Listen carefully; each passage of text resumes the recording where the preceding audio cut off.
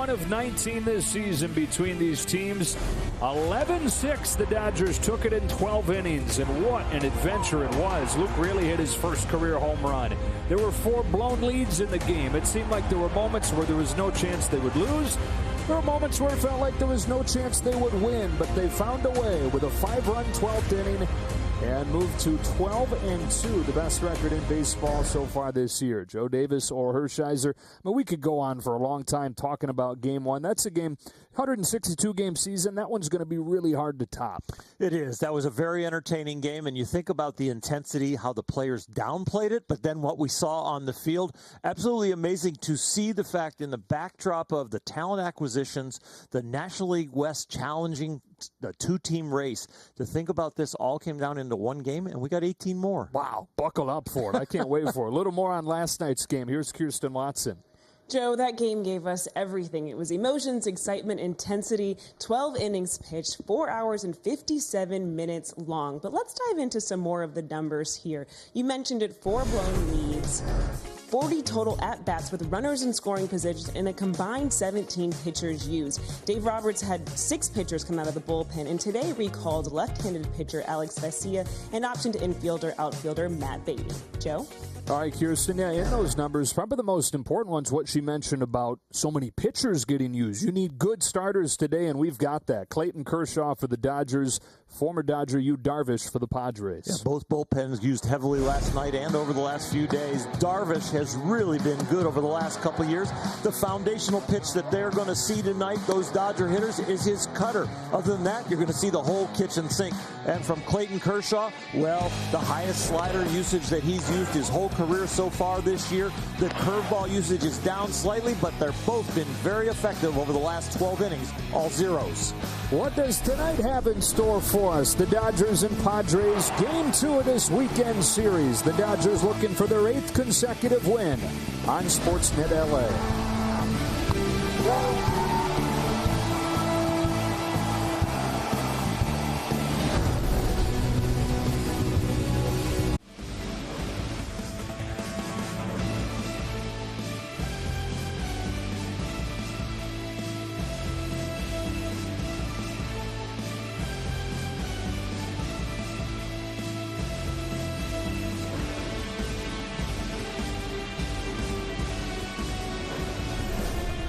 Just about ready for Game 2 from Petco Park in San Diego. The Dodgers looking for their 8th consecutive win.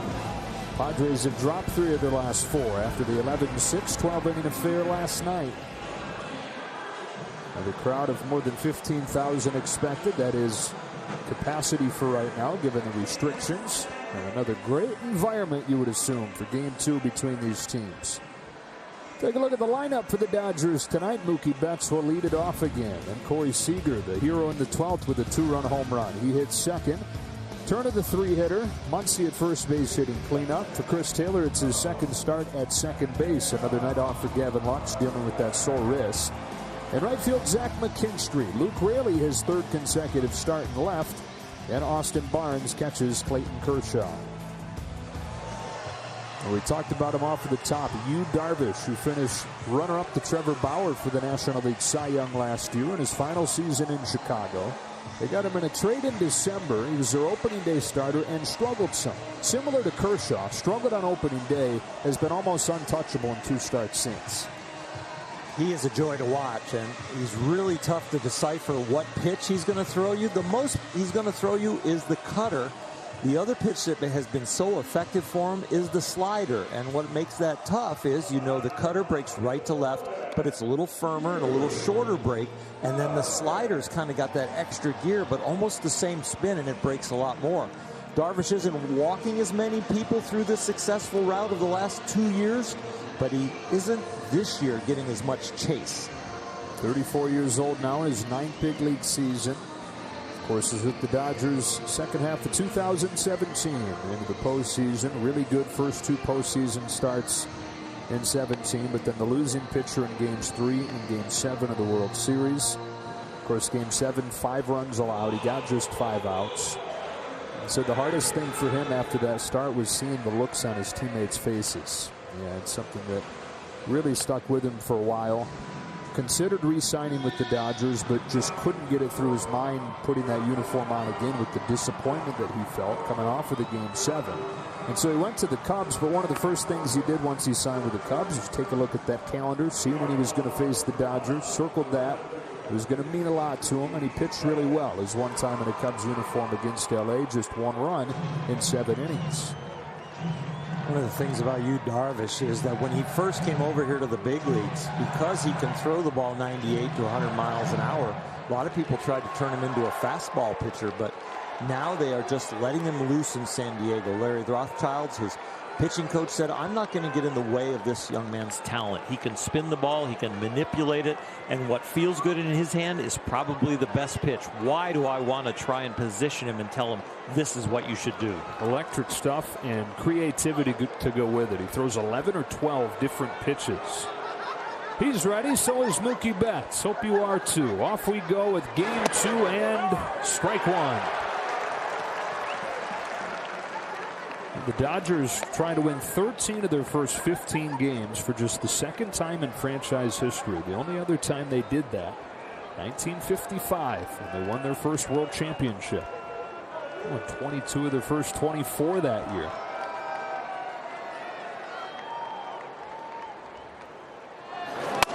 Fastball whistles high, 1 ball, 1 strike.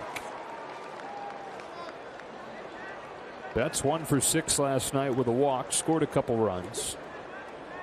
And a 4-hour, 57-minute roller coaster ride.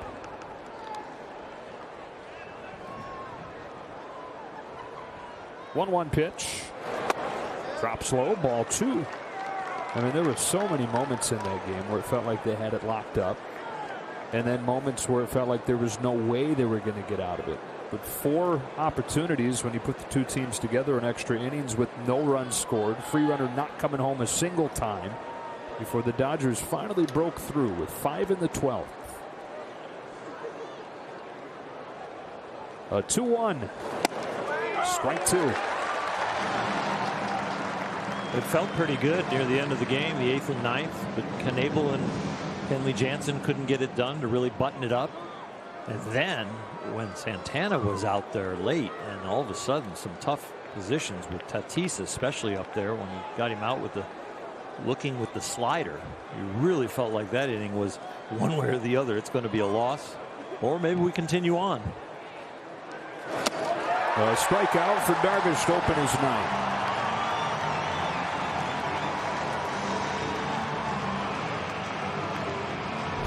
The whole kitchen sink has been thrown at Mookie Betts already. Yu Darvish sees himself as an artist. I think it's more of like an abstract artist.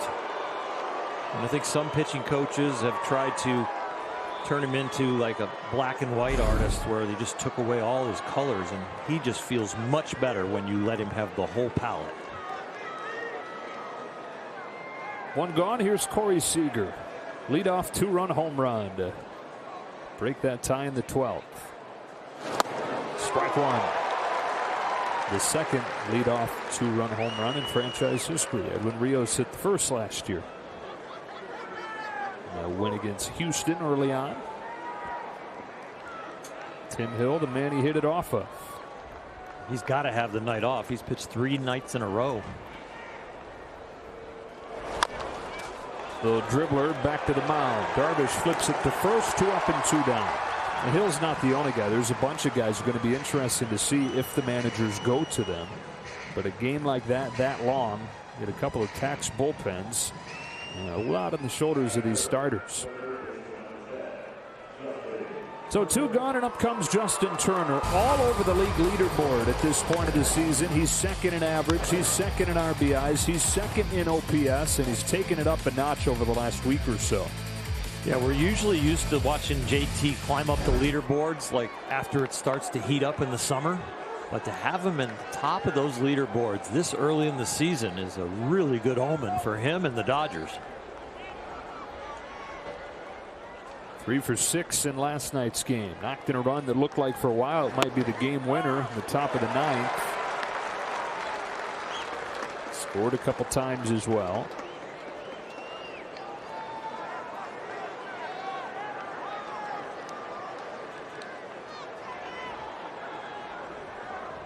And an 0-1 from Darvish. Turner watches a fastball strike. Boy, that hesitation and the pause and the balance and the delivery much more distinct than when he was with the Dodgers a few years ago. And if he can land, something from, let's say, 68 miles an hour all the way up to 98 miles an hour with that hesitation, it's going to be really hard to figure out your timing. He's looking for a 1-2-3 first. He's got it to the outside corner with 95. On 10 pitches, the Dodgers down in order. So Darvish does his job in the first, and now Clayton Kershaw gets ready for his 4th start of the season. Back to San Diego after this. Tonight, let's see their lineup. Trent Grisham will lead it off. Fernando Tatis Jr. in there hitting second. Manny Machado, there were some questions if he would play. Dealing with his shoulder and a tight back. He's in there hitting third, starting at third. Myers in right batting cleanup. Jurickson Profar makes his 2nd start at first base. But Jake Cronenworth in second. Tommy Pham and Victor Caratini both getting their first starts of this weekend set. Against Clayton Kershaw, who tossed 6 shutout innings against the Nationals on Sunday. In his last 2 starts now, he's won them both and given up just 1 run in 13 innings. Last 12, all zeros, and he has dominated the San Diego Padres, and he loves pitching at Petco. A lot of things have stayed the same with Clayton. Like, he doesn't walk people. He attacks you in the strike zone. The other thing is, watch out for first pitches. Strike 1 to Trent Grisham. Good to see 92 on that first pitch fastball. The average has been about 90.5 so far, which is back where it was in 2019. Quickly 0-2. You mentioned his dominance against the Padres. 40 career starts against San Diego. The Dodgers have won 30 of them. He's got an ERA right around 2.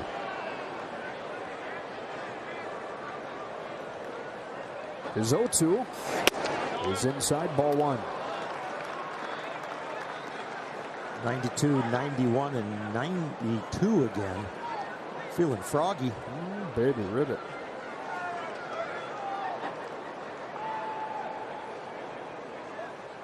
His 1-2. A curve is hit on the ground right side. First baseman Muncy to the bag to get Grisham, 1 down.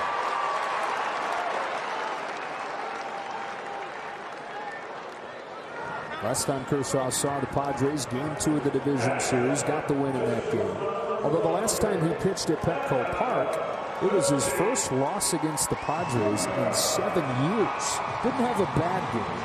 Gave up 3 runs and 6 in the 3rd, but suffered the defeat. First one against San Diego for him since 2013.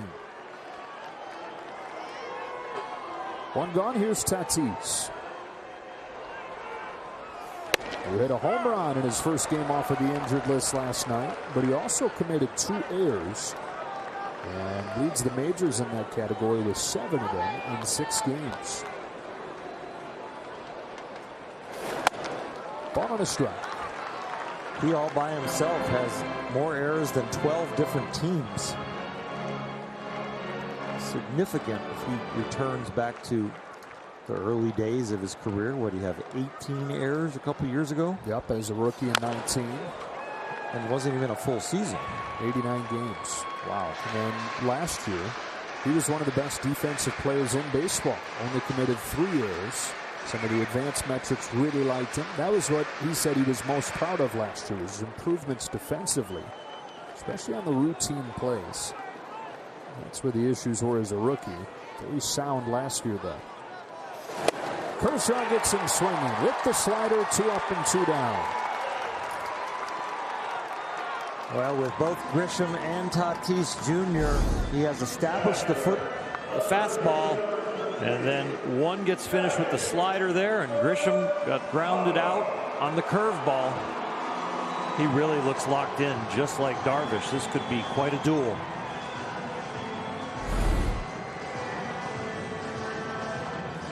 Now it's Machado, who had some kind of epic performance last night, didn't he? 2 hits, 2 walks, 2 stolen bases for the first time in 6 years, and he did it all with a tight back and a stiff shoulder.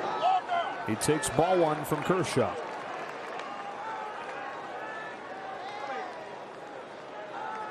Did the kind of stuff they hoped he would do in the assignment of that big contract, hoping he would be a tone setter for their turnaround. 1 ball, 1 strike. He's playing with a slow motor, which he's had most of his career, but it's a leadership slow motor now because he's really concentrating, and when he hustles, it's leading to a couple stolen bases, some great plays on defense. I really appreciated his approach to the game last night. It was like a calm intensity where some of the other players kind of got out of their game with the importance of what they felt like was a big first game of 19. Ooh, generous outside corner. It'd be a long day for the Padres if Tom Hellion's given that to Kershaw. Count evens 2-2. Yeah, as great of a game as it was last night, there were 6 errors. Some of the tension leading to some sloppiness. The 2-2. Curve is popped up. Both pitchers sharp in the first inning. Both pitchers go 1-2-3. Off and rolling in San Diego. And no score.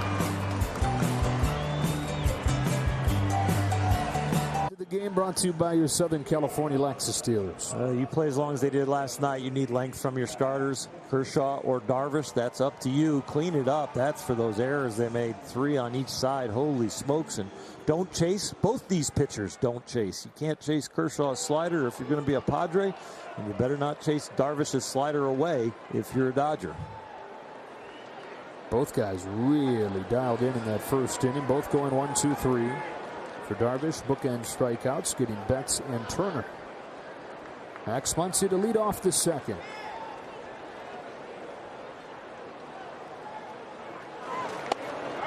At the knees, strike 1.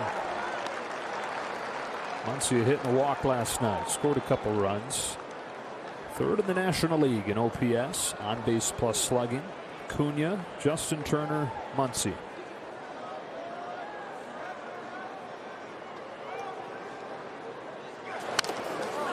0-2.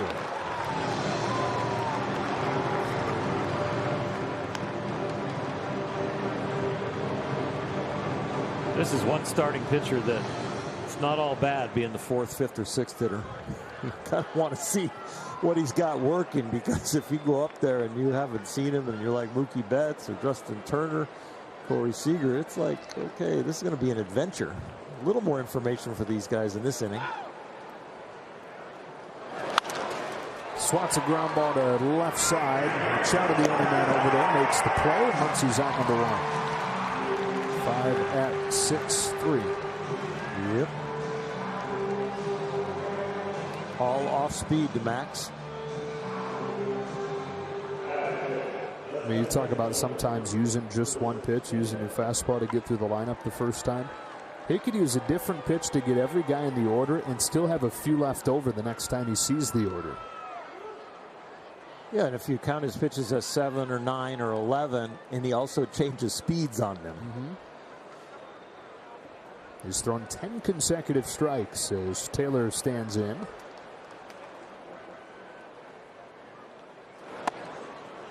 That is ball 1.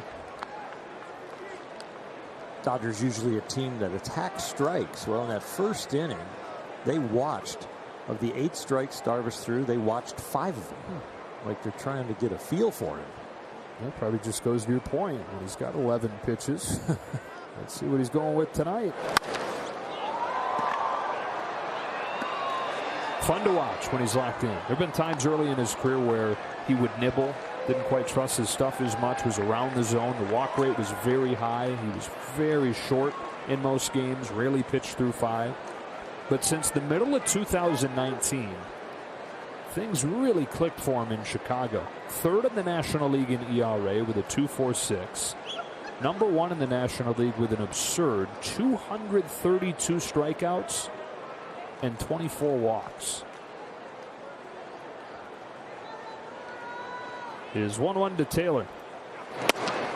Breaks to the knees for strike 2.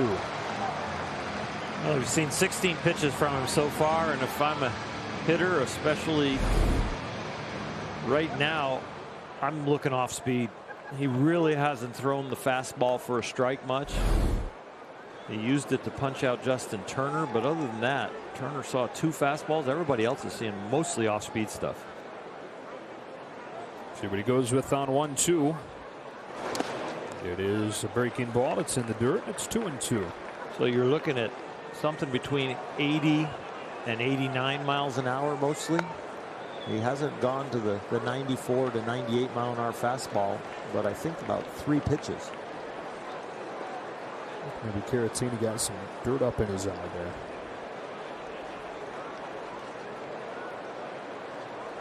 Tom Hallion, eye doctor, trying to help him get it out. Tom, can you reach in there and grab that? That piece of sand.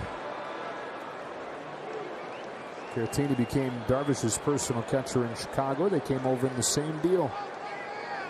A true package deal. 2 balls, 2 strikes. Bases empty, 1 gone. Chris Taylor swings and misses. A little bit unsure as that one broke in there for the 3rd strikeout for Darvish. Well, another breaking ball.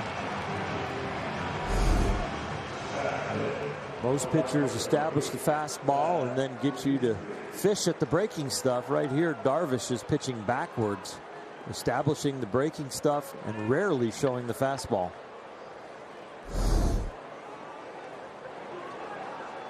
Top 2, no score, no base runners in the early going. Darvish to face Zach McKinstry. High with the first one. 3 more hits from McKinstry last night, 2 more RBIs. He's 4th in the league in that category. He's 7th in the league in slugging. And at this point, with the ongoing injury issues they're having, he's playing pretty much every day. Ball on a strike.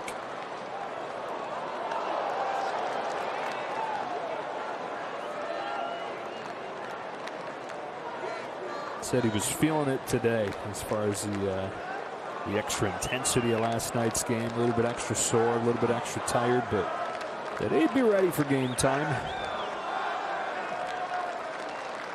On a 1-1 from Darvish. McKinstry watches it drop in there for a strike 1 and 2. 74, the slowest pitch that he's thrown. That was a curveball. Opponents 1 for 11 against that pitch. There were some young fellas that gained some confidence and learned a lot last night. McKinstry was one.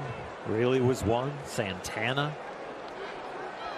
Not only did they have quite an experience, they grew as big leaguers.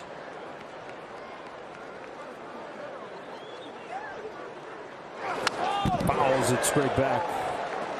McKinstry and Raley, both part of that 2016 draft class, both Midwest guys. Raley's from Ohio, McKinstry's from Indiana. They hit it off right away and had a moment over the weekend, a few days ago, where they looked at each other and said, can you believe this? Can you believe we're both at Dodger Stadium? Let's just go do this. Let's help the Dodgers win some games.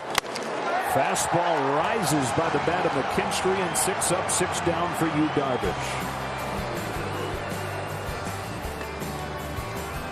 Padres down in order in the first inning. He got 1 strikeout. If Dodger pitchers get 10 strikeouts tonight, you know by now what that means. Everybody gets a free Jumbo Jack tomorrow. A Jack in the Box with a purchase of a large drink at LA area restaurants.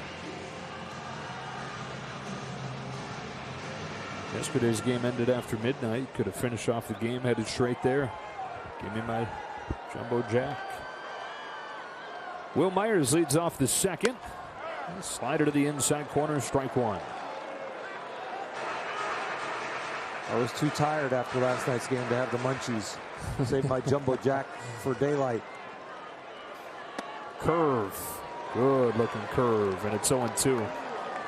Landed his breaking stuff so far 7 out of 8 times. These guys are going toe to toe right now. Darvish and Kershaw looking good. Living up to the billing, just like game 1 did last night. Outside edge, he whispered it by, but caught a ball 1-2. Highest edge percentage of Kershaw's career over his first few starts. Creeping up close to 50% of the time he's on that edge, like around 46%. Now 1-2. Spikes it, ball 2. The velocity not quite where it once was, but less predictable. Seeing the fastball up more and on the edges more than ever before.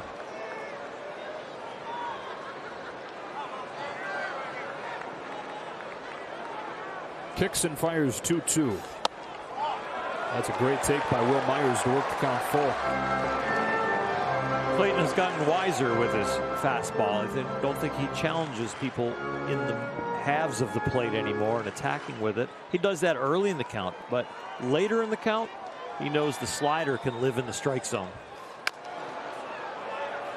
Where the fastball at the velocity it is right now, it doesn't really explode through the strike zone and can live there. It needs to live more on the edges, where the curveball and the slider, he can throw those more to the heart of the plate and rely on the break.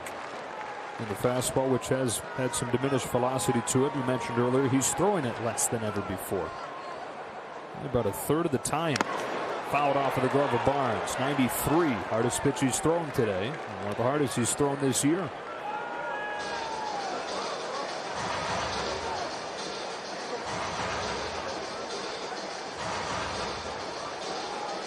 We know over the last few years, Clayton has redesigned with Brandon McDaniel his workout program. We also know that he's done some of the pitch design with the guys at in Seattle. I think he's staying behind the ball a lot better. Walks Myers, first base runner of the game. Download the MLB app to get in-game video highlights, live pitch-by-pitch, breaking news, player updates, stats, leaderboards, and more for your Dodgers and the rest of Major League Baseball. Clayton says the one piece of advice he wishes he would have taken earlier in his career is to be open to different things, and it doesn't hurt to at least try. I think he's proudly stubborn. It's part of what makes him great. But as he's been less stubborn in recent years, he's opened up to the things you're mentioning, changing that workout routine a little bit, going up the drive line.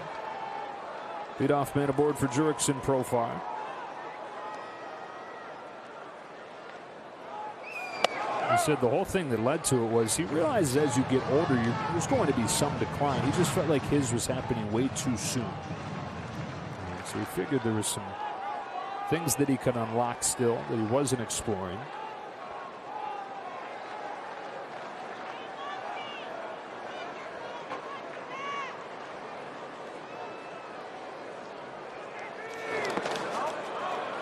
On a curve. Swing, and it's 1-1.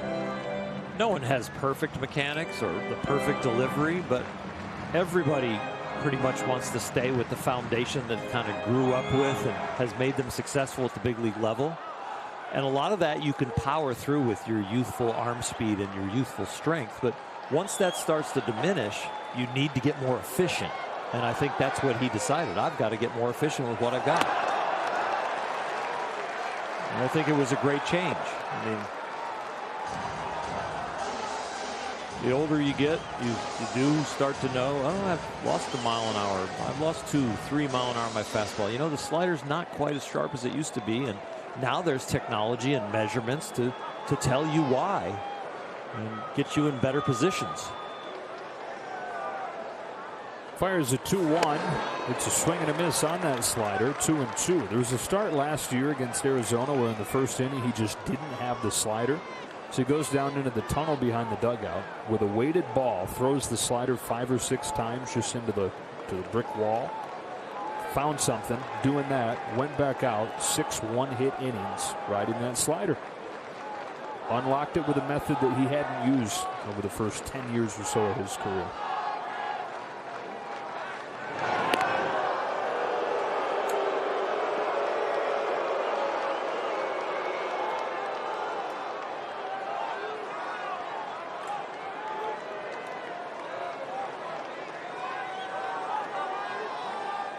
Leadoff walk from Myers. Takes his lead off first. Kersh ready's for a 2-2 to profile. Full count.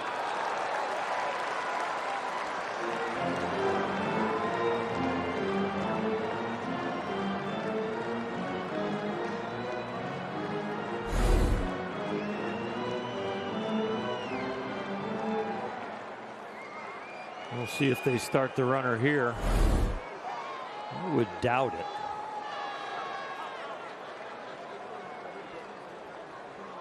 Not running. Profar swings and misses. Good slider from Kershaw for his second K. He throws so many strikes, but then he also can throw the ones that are tantalizing, that look like a strike and end up a ball, even in a 3-2 count. Clayton holds runners so well, that would have been a strike him out, throw him out if they'd have started Myers. Up comes Jake Cronenworth. 1 for 6 in the first game of the series. For the Rookie of the Year runner-up last year. He was running that time. It's foul and strike one.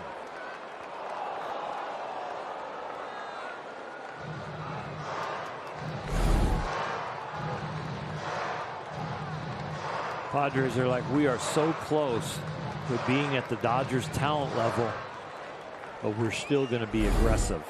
Machado with the 2 bags yesterday. Myers running there. I love it. Makes the game more interesting. Everything about this I love. Cronenworth rips a ball. Deep right field. Back on it goes McKinstry to make the catch on the edge of the warning track. First hard hit ball of this game, but McKinstry makes the play and 2 gone. Slowly but surely, I'm thinking this ball is a little deader. I don't know.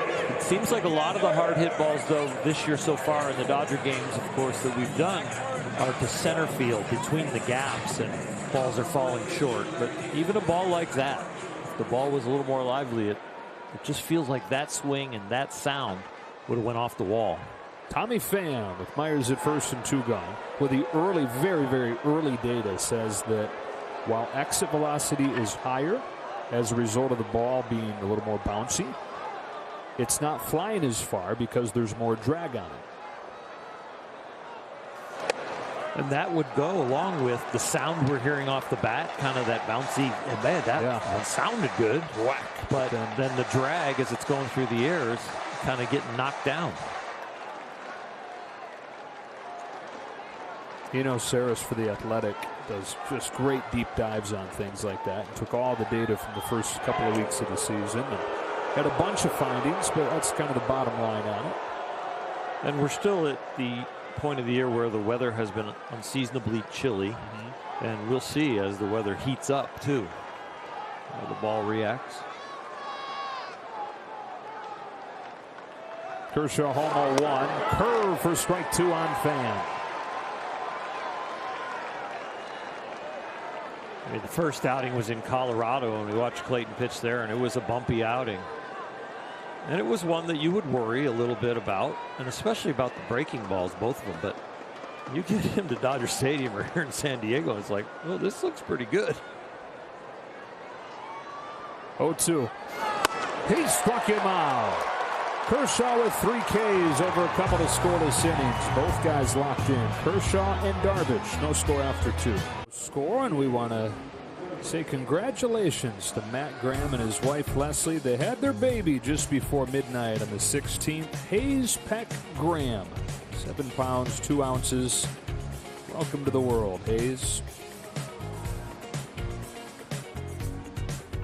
And Matt Graham, one of the key members of our production crew. Hayes born right in the middle of the craziest game of the year. Luke Raley leads off the 3rd for the Dodgers, looking for their first base runner against Yu Darvish. A swing and a miss on a first pitch breaking ball, which he's been very heavy on, especially early in counts. Over 50% of those early pitches have been breaking balls, using the fastball to finish.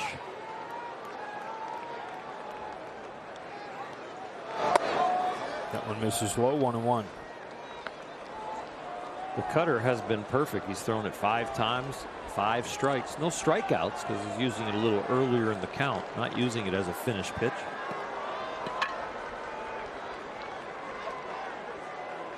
Luke Raley, who hit his first career major league home run last night. Hardest hit ball of the year by a Dodger. Waits on this one, dumps it back 1-2, and here's Kirsten. Joe, Luke Raley was part of the Dodger 2016 draft class, being drafted in the 7th round, and he was asked just what it's been like breaking into the majors and having his success with the team that drafted him. And he said, it's been amazing. Of course, being drafted by the Dodgers and then being traded. As much as he enjoyed his time with the Twins, it wasn't the same. So just coming back, getting the start with the team has truly been surreal. Very rare path the guy takes to the majors. You get drafted by one team, you envision yourself making the majors in that uniform, and then in his case, in 2018, he had heard that he was going to be part of the Manny Machado trade. That gets finalized right before the deadline. He's not in it. He says, whew, good. That was a scary one. I'm staying put. 15 minutes later, right at the deadline, gets a call. Yeah, the Dodgers got Brian Dozier as well, and you're going to Minnesota. Swing and a miss, finished off with a fastball again. But then Raley coming back to the Dodgers as part of the Kenta Maeda deal. Down on strikes here, already the 5th for Darvish. That one came back. Looked like it was going to be inside, and you can see him almost kind of flinch with his hands, like I'm going to have to pull my hands in, and then the ball tailed over the plate.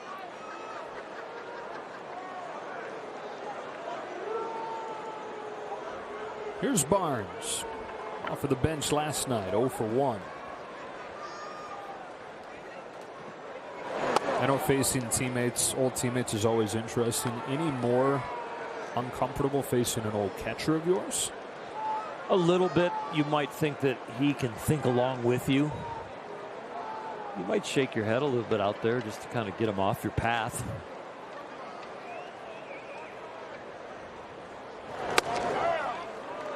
One on one.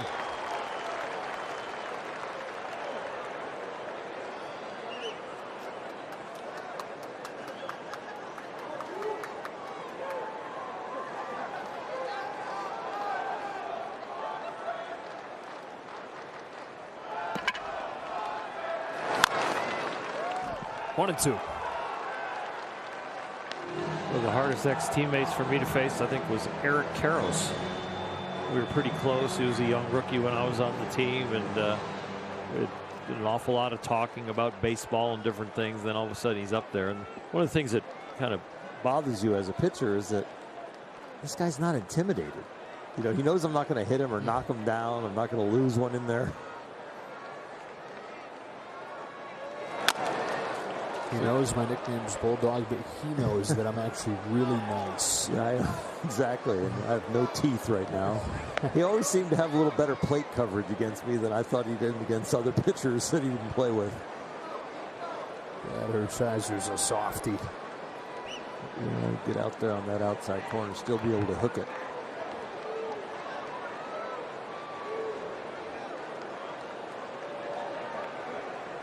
Still got some really good hair. Oh my God, it's the best. The flow. It's unbelievable. I hope he's watching and listening. I'll be getting a text here in about 10 seconds. Often is. Still follows the Dodgers very closely. Base is empty, 1 out. Darvish to Barnes with a 1-2 pitch. Hit in the air, deep center field, but playable for Grisham. And Barnes is out number 2.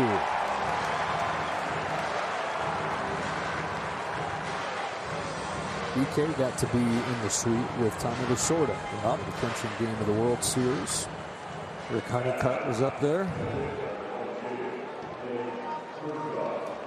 Made the flight out together from LA. BK and Tommy and a couple others. Here's Kershaw. And what a special one of his final memories of Tommy to have. Be at that game with him. Cut and miss, 0-1. These guys not just former teammates, but they were throwing partners for the couple months Yu Darvish was with LA. Kind of mutual respect.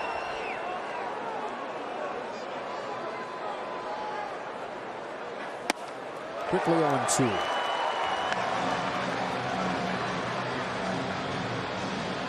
Smiling? He is. He's smiling. Like, I thought I saw that one, but I missed it.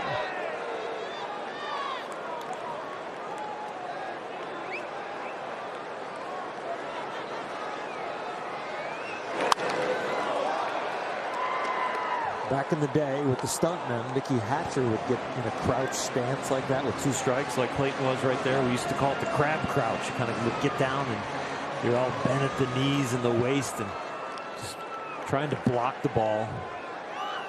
Take the lower half almost completely out of the swing and just start the swing when you see the ball with your upper body only. Another 0-2. Kershaw right to Machado. 9 up, 9 down for you, Darvish. Middle 3, no score. On Sportsnet LA is brought to you by the SoCal BMW Centers. BMW, the ultimate driving machine.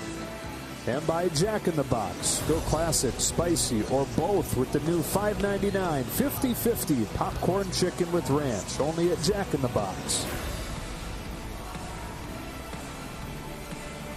Only one base runner against Kershaw and Darvish combined in this game. Will Myers with a walk in the 2nd inning. That's it for either side. As Kershaw goes back to work, 8-9-1 coming up. Dodgers single game tickets for the rest of the month of April on sale. Visit Dodgers.com/tickets to purchase. We can't wait to see you back here at Dodger Stadium. It'll be Dodgers Padres next time they're in this ballpark, or that ballpark, Dodger Stadium. Starting next Thursday. Dodger Stadium looks beautiful. Yeah, we can report that.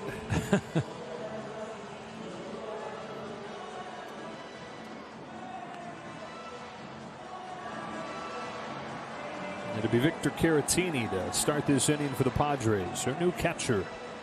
Padres last year were dead last in the National League in average and in OPS from the catcher position with Hedges and Mejia. They got Austin Nola for the final month, but hoping that Caratini can help address that. He's been a good offensive player at times throughout his big league career. He leads off this 3rd and takes ball 1 from Kershaw.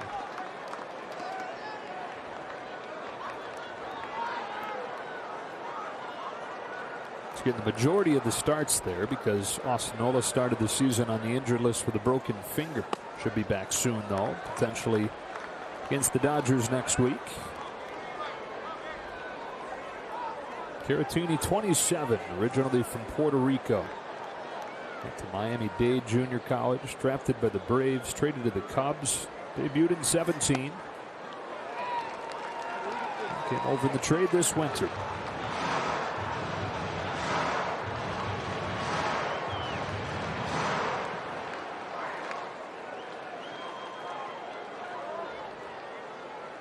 On a 2-1 from Kershaw. Caratini looks at a perfectly placed fastball, bottom of the knees, 2-2. That's pitching backwards right there. He's behind the count, 2-0. Goes with a 2-0 slider, gets 2-1, and 2-1 goes back to the curve or the fastball. And then a slider that Caratini can't lay off of. Kershaw's 4th K. Back and forth, unpredictable, especially in the 2-0 count with the slider. And it is so hard for hitters to realize that Clayton Kershaw is still going to go with the slider when he's behind in the count. But if you look at the ratios, he's throwing an awful lot of them.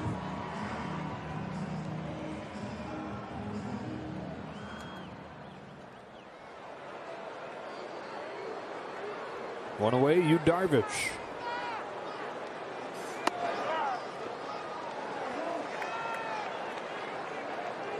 Hooked on baseball from the time he got his first hit. He's a 2nd grader. His dad pushed him towards soccer, but he wanted to give baseball a try. He gives Seager a try here on 1 hop. Both pitchers putting it in play, and actually pretty solidly. Kershaw lined out to 3rd. Darvish bounces out to short. 39 pitches for Clayton. 7 for 9 on first pitch strikes. Coming into the game a little behind his last year's pace. All the way back to 2019, though. I'd go, when we have a bigger set, he was at 70%. And really pounded first pitch strikes. This year coming in at about 62%. Yeah, so he would get first pitch strikes more than anybody, and teams would swing at the first pitch against Kershaw more than against any other pitcher. So it makes sense. Ball 1 on Grisham. Kershaw visibly frustrated with that one. It was Grisham who hit the lightning bolt of a home run against Kershaw last year in September that created a little bit of a stir. The celebration he had. And the way Grisham explained it was that wasn't meant to be directed at Kershaw. That was a result of respecting Kershaw and realizing that what he had done was something pretty remarkable. And that's just what came out. And it was the next day where the Dodgers had a meeting in the clubhouse and said, hey, we're not matching the intensity. We got to step it up a notch. They were a different team moving forward.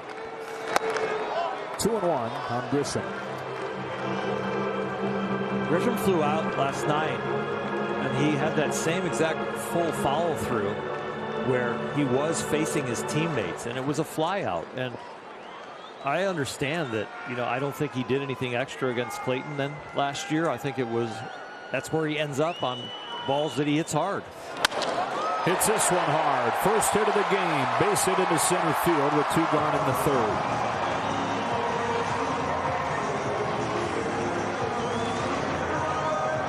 Not sure he can help it when he makes a full swing and spins around on his front heel and ends up looking at the Padre dugout.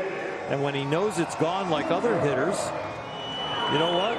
It comes with a little facial expression or cheer to your teammates. And I just think the Dodgers and baseball not used to seeing him do that, but I think it was very natural. The training staff comes out. Grisham missed the first week and a half or so with a hamstring injury. Something he dealt with through spring training. We're going to see him leg it out real quick. Very important piece of this lineup at the top. Got a little hitch in his giddy up right there. You can see why they came out to check on him. But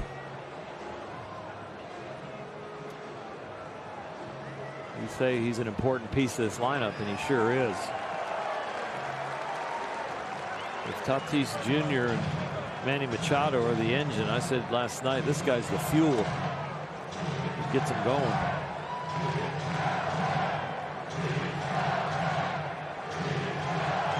Keeps this inning going for Tatis.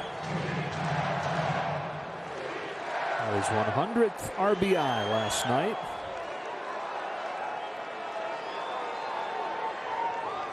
And his 149th game. Ball 1. This is the pitch before the hit. Grisham started to show a little bit of discomfort. He was stretching that leg out.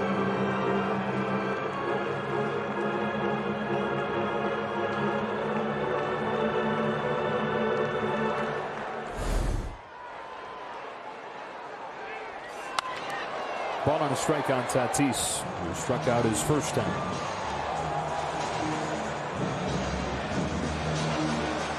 Baseball gets you in some awkward positions. Whether you're on defense or you're on the mound pitching or you're hitting. You see all these gyrations of guys stretching stuff.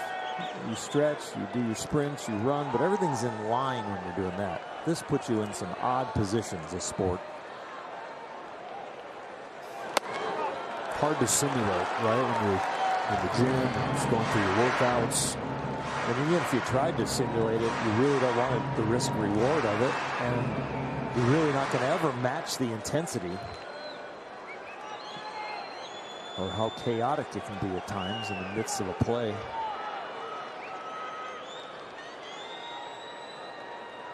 On 2-1, Tatis. It's a bouncer foul, 2-2.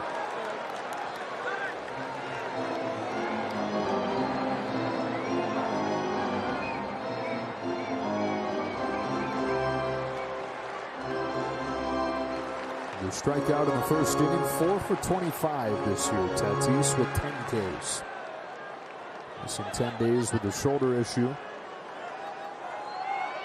He's got Grisham at first, no score, bottom of the third. And waits on this 2-2 from Kershaw. Kershaw gets him again. And the Dodgers continue to master Fernando Tatis, who is 6 for his last 47 against LA. Stickburger is back at Carl's Jr. Feed your happy. And by Nissan. Choose Nissan today for great offers on our most exciting lineup ever. Shop NissanUSA.com. On this date in 1934, that's Red Barber a few years after 1934, but on this date in 34, he broadcasted his first big league game as a 26-year-old for the Cincinnati Reds. 5 years in Cincinnati before he went to Brooklyn to become the voice of the Dodgers. Hall of Famer for many reasons, one of them being he hired Vin Scully. Top of the order for the Dodgers against Darvish, looking for their first base runner of the game. Mookie Betts takes inside ball one.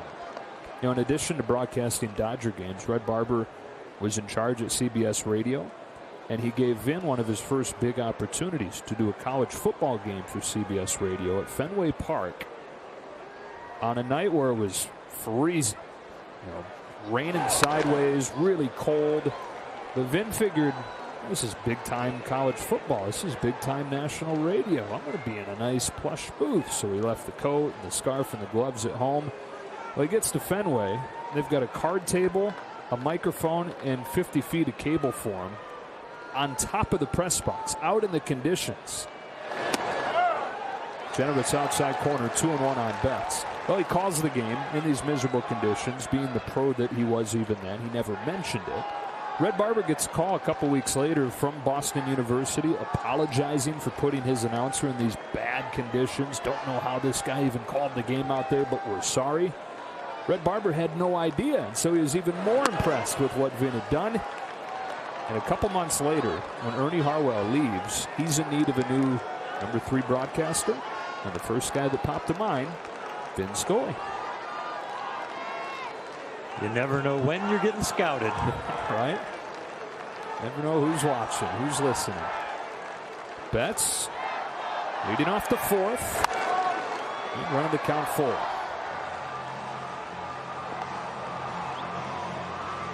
We all know Vin's voice, one of a kind. Red Barber, too. A distinct voice. You hear it and you know. There's only one guy that sounded that way.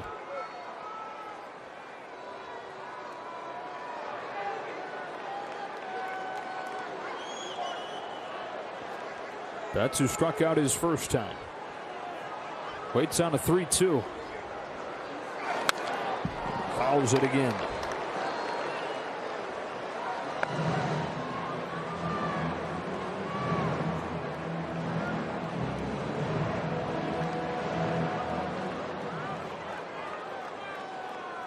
Five Ks for Darvish. Perfect ones through the order. Ready to deal 7 pitch to Betts.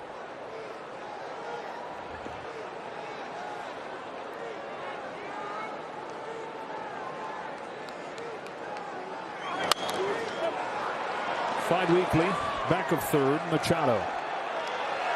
1 out. Shakey's Pizza is celebrating our educators with a Spectrum Sports Educator Sweepstakes. 8 lucky winners will receive a $50 gift certificate from Shakey's Pizza, plus a virtual teaching kit. Enter online at SpectrumEducator.com for your chance to win.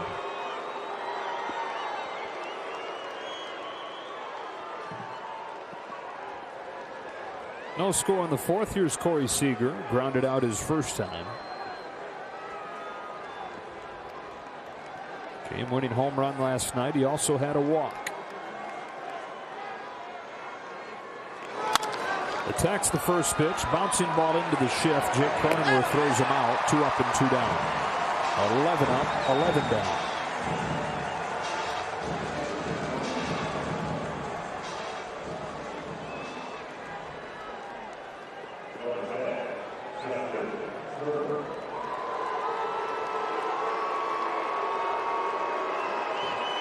Pretty easy to say so far, Darvish has kept the Dodgers off balance.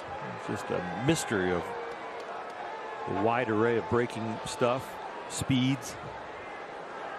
From his slowest pitch to his fastest pitch, we haven't seen it tonight, but he can vary it up based on how he's manipulating it with 30 miles an hour. Turner tries to lay off, 1 around, strike 1. You got the huge differential in speeds and differential in the directions everything's breaking.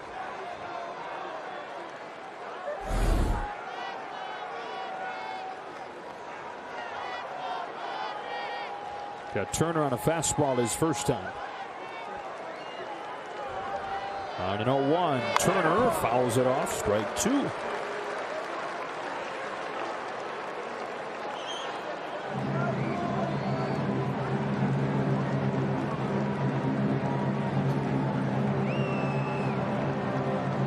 Darvish has been watching Justin Turner's hot start, and Justin has been hitting breaking balls very well. If you picked one hitter in the Dodger lineup who to throw fastballs to a little bit more, he has picked him, Justin Turner.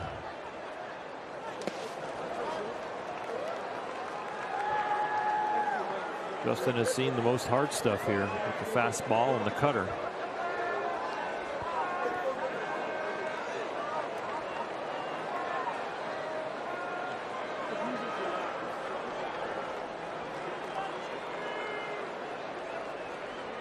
That's a very cool picture with the sun kind of glistening on his beard. Yeah, beautiful time of night there. 6:42 in San Diego. Turner yanks it to short, caught by Tatis. And Yu Darvish perfect through 4 innings. No score in San Diego.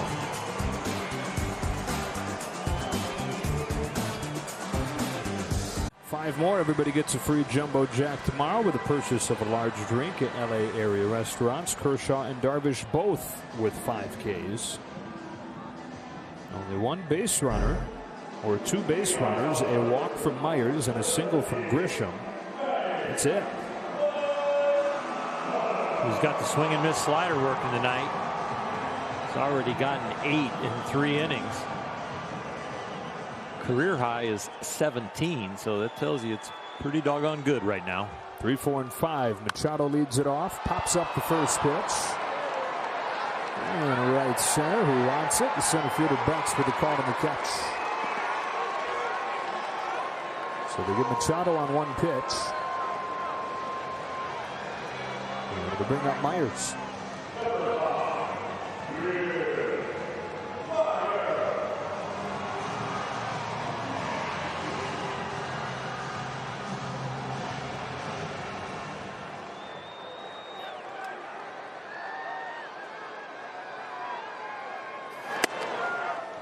Strike 1.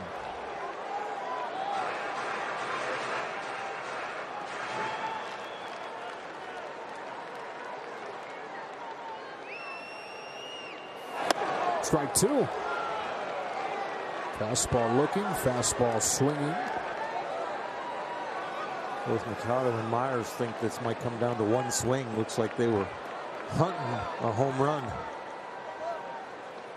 Now an 0-2. Takes the slider inside, ball 1. It's starting to get that feel to it already, isn't it? It really is. This is officially a pitcher's duel. This could come down to 1 mistake between these 2 guys. Ground ball past the mound. Perfectly positioned Chris Taylor. Second start of the season at second base for him. He's got Myers 2 away. Be one of the first to experience Dodger Stadium's new home run seats. The new premium seating experience puts you in the action like never before. Visit Dodgers.com/home run seats to make your purchase. Get your glove ready because that souvenir is only 1 swing away. And new nachos. Yeah.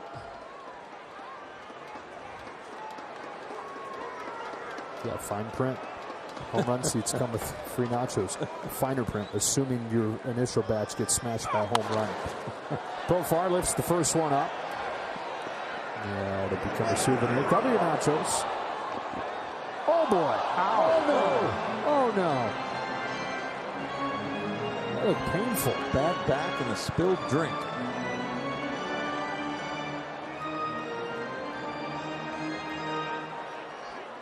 Glad he's smiling though. That was very nice. And it was from a Dodger cap, I think. White cap with a blue LA on it. Gave the ball up. Very nice.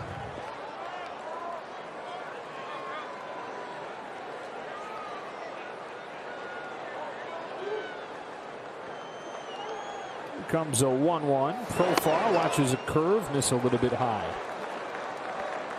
Struck out his first time, one of the 5 Clayton Kershaw tonight. Nothing game, bottom of the fourth. Back downhill 2-1.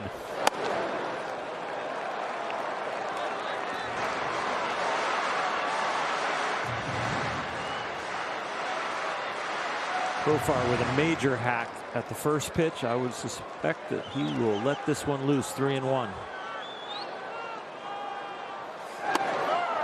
Top of the zone, strike 2. There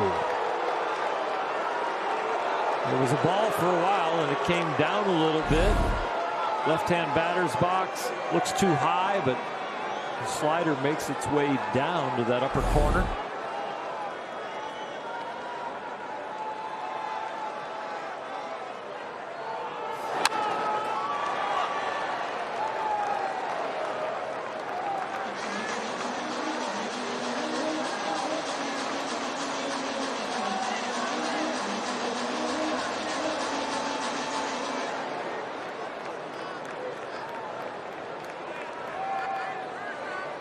'60th pitch of the night for Kershaw with 2 gone in the fourth. 3-2.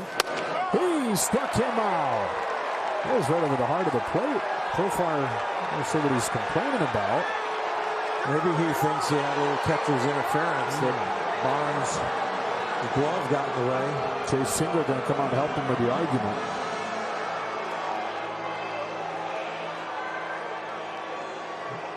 We're going to bring the umpires together and talk about it, but I think that's about the only thing that he could be complaining about. He felt some contact with Barnes's glove. That's exactly what happened.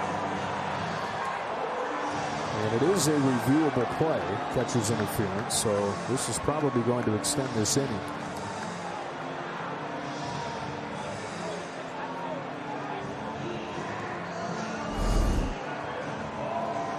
We're going to take a look at it and talk to New York, and this won't take very long. Now Clayton Kershaw shouting towards somebody. It's the home plate umpire, Tom Hallion. I'm not sure if it was initially directed at him. Clayton, stay in the game. Or was it Profar? Phil Cuzzy, the first base umpire, is over there as well. I think it's Profar. The drama in this series continues from last year to last night. The game 2, 17 more. We say that is a blank swing.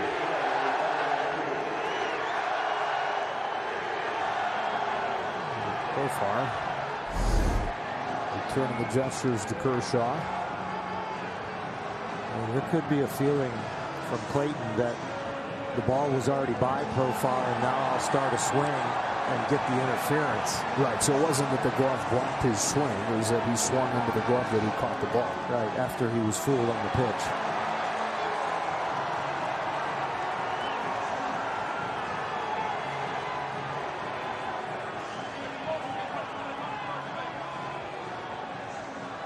They're going to give him first base.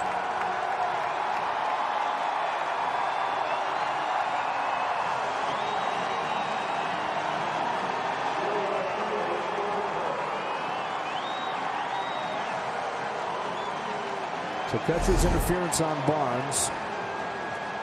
Well, the ball is already by him. Yeah, but I see what Clayton's arguing, but yeah, that's a legitimate catcher's interference. And Profar should get first base and will.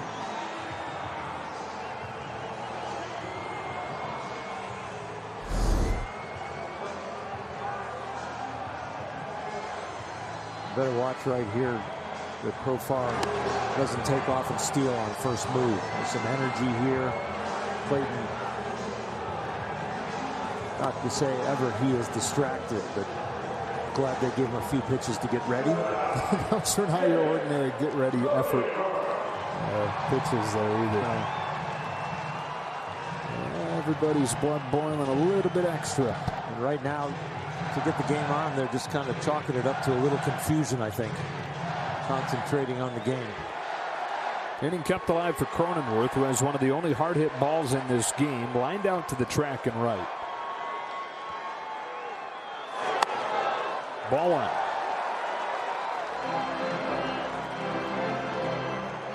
Kershaw trying to get this thing extended minimally.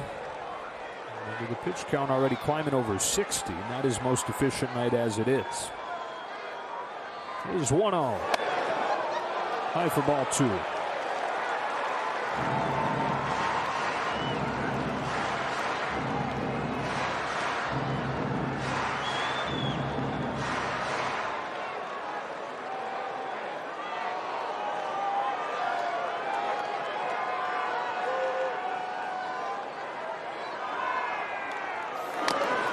There's a strike.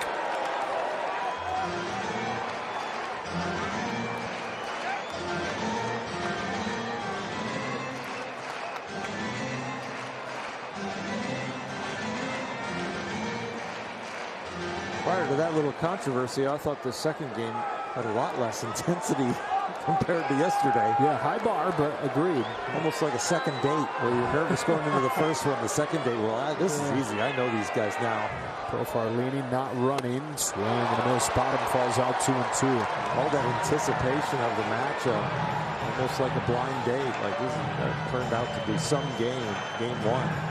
Game two was kind of hitting its stride. Great pitchers duel, and all of a sudden, you got a little dust up almost. That's right. Sparks flying in the second date. Promising. 2-2 from 22 after he comes over.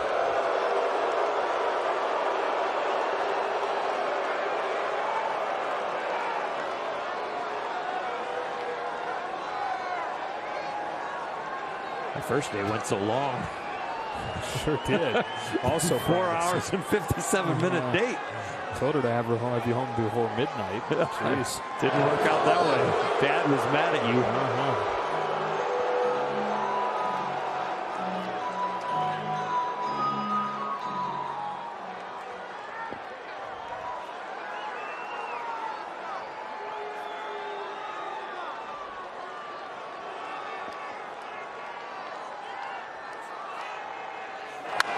Cronenworth lifts it to center field, but no big deal for Mookie Betts.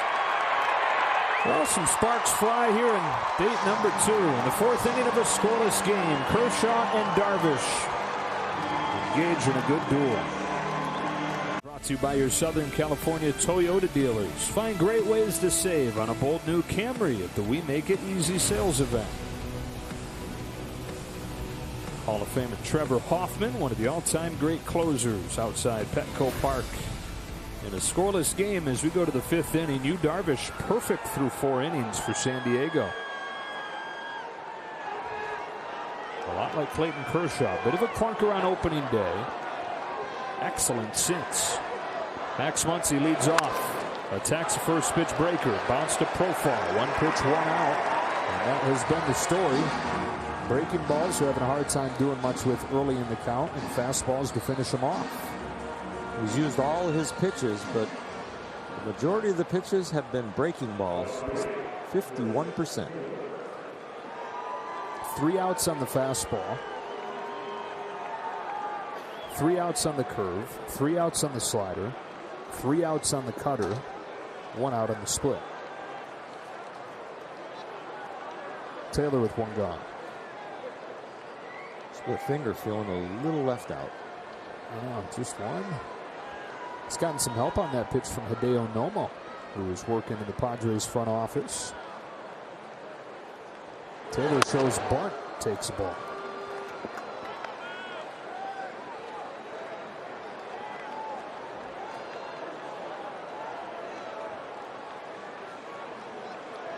Darvish gave up 4 runs in 4 innings on opening day, 2 runs in 17 innings since. Here's 1-0. Dip slow, ball 2. He's given up 3 home runs this year, all to left-handed hitters. Clayton Kershaw has yet to give up a home run. When you talk about these 2 pitchers, you're not usually going to string a whole bunch of hits together. So this game might come down to 1 swing. On 2-0, Taylor hits one on the ground. At second, Cronenworth. 2 gone in the 5th. Pitch count well under control for you, Darvish. Season high, 95 pitches in his last start. 7 innings against Pittsburgh Monday. Gave up just 1 run there. That was the Pirates. These are the Dodgers, and more of the same against the top offense in baseball. And on base and in slugging. Struck out McKinstry his first time. One of the 5 for Darvish tonight. You mentioned the home runs. That was, along with the walks, the big issue in 2018, 2019. He gave up 33 homers in 2019, most in the National League. And then last year, as he finished runner-up to Trevor Bauer for Cy Young, he cut that number all the way down to 5. Yes, in a shortened season, but a way lower home run rate. So he went 8-3, had a 2 ERA, and then the Cubs traded him. Fouled off 1-1. Padres drew a lot of praise for that deal. They didn't give up a whole lot. They traded Zach Davies, traded a few prospects, but none of them huge prospects. They get Darvish for 3 years. They got Victor Caratini.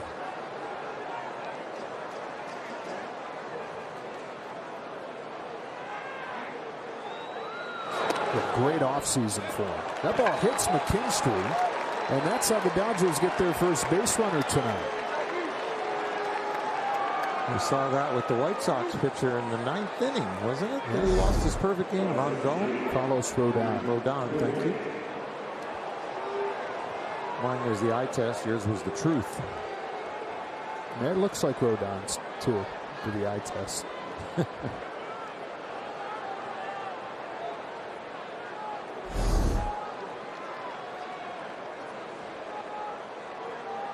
So now Raley, first base runner for LA. Strike 1 from Darvish. In that offseason, obviously they added Darvish. They also got Blake Snell, who the Dodgers will see tomorrow. Joe Musgrove has already thrown the first no-hitter in franchise history. Melanson and Keller to the bullpen. And a huge extension for Tatis. He waits on it. Into center field. First base hit for the Dodgers. Comes from the rookie Raley. And he moves McKinstry into scoring position. A lot of times the fastball in can jam you, but here a breaking ball jams Luke Raley. Just barely pulls his hands in tight enough to his waist to get some bat on it, and just enough to drop it in.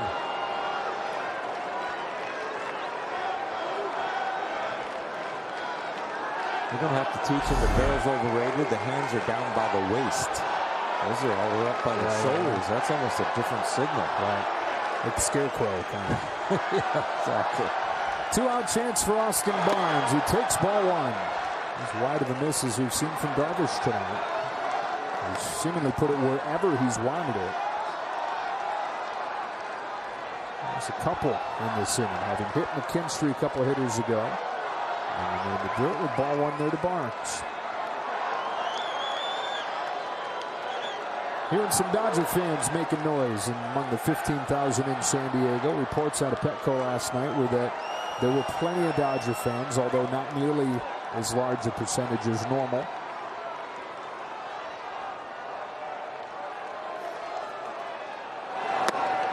Barnes watches it spin away, ball 2. If you're you, Darvish, right here in a 2-0 count to Austin Barnes with Clayton Kersh on deck. Couple thoughts.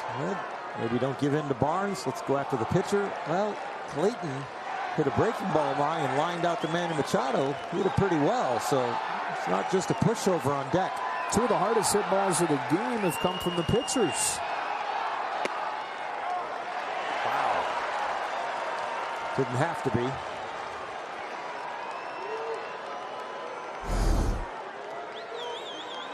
Starts on the corner, looks like it works its way off, but the right arm of Tom Hallion still came up.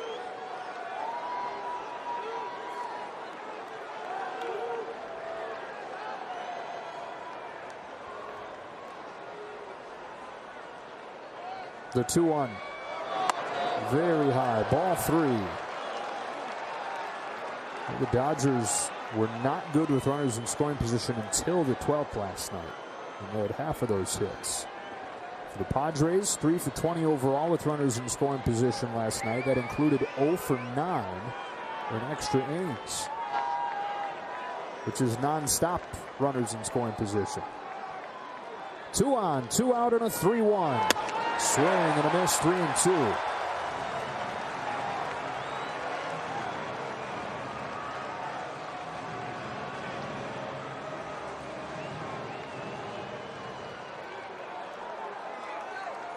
He's gotten back in the count against Barnes at 3-2 with Kershaw on deck. I think if Darvish throws him a fastball, you just tip your hat. I think you've got to think about he's going to spin something up there.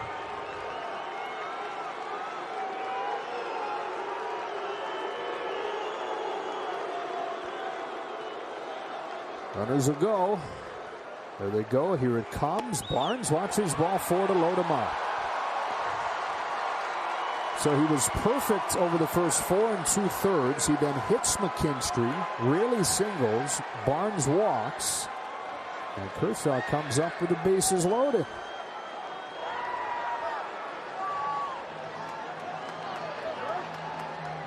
McKinstry at third. Clayton Kershaw and Tom Hallion having a nice little discussion about the catcher's interference and Profar's attempt to swing at the ball.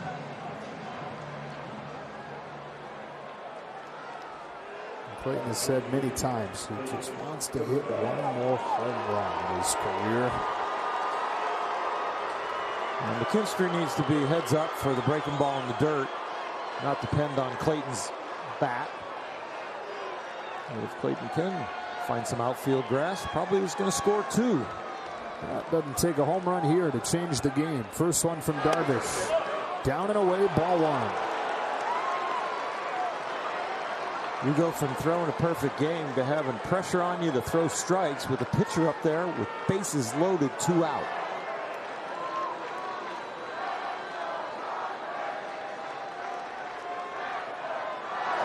Ball 2. It's been so long since Darvish consistently threw fastballs for strikes. I would think that he feels best with his cutter or his slider to steal a strike right here. But I got to believe Clayton is taking all the way.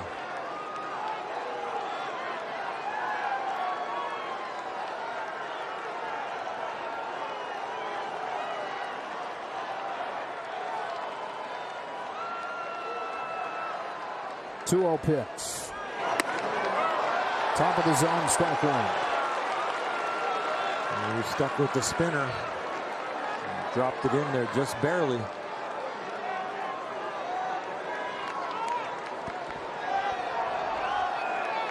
Bases loaded in a scoreless tie in the 5th inning. 2 gone, Clayton Kershaw on 2-1 from Darvish.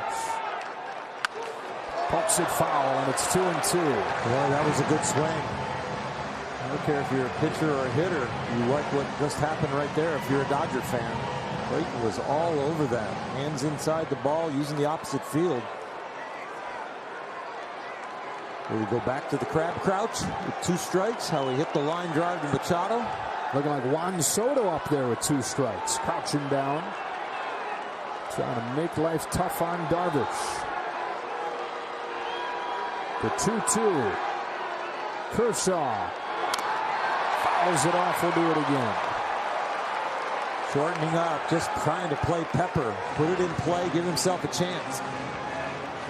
And what has been a pitcher's duel with them doing what they're paid to do, it's now pitcher against pitcher, with a chance for Kershaw to put the Dodgers on the board first. It's like the Little League World Series where the best athletes are the pitchers.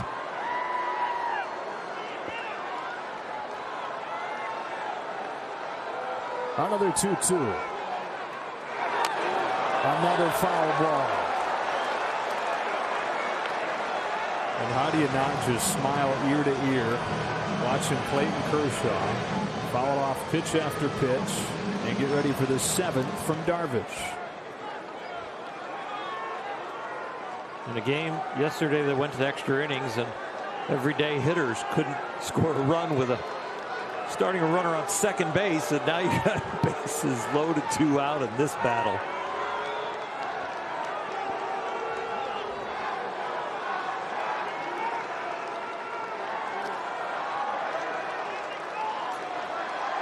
On the 7th pitch, Kershaw takes ball 3 with nowhere to put him. McKinstry needs to stay calm at third. Let Kershaw concentrate on the pitch as much as possible. Being a left-handed hitter and being open to the runner on third, You don't want to distract your hitter. Everybody else can be running, but McKinstry needs to be as quiet as possible over there and let Clayton concentrate.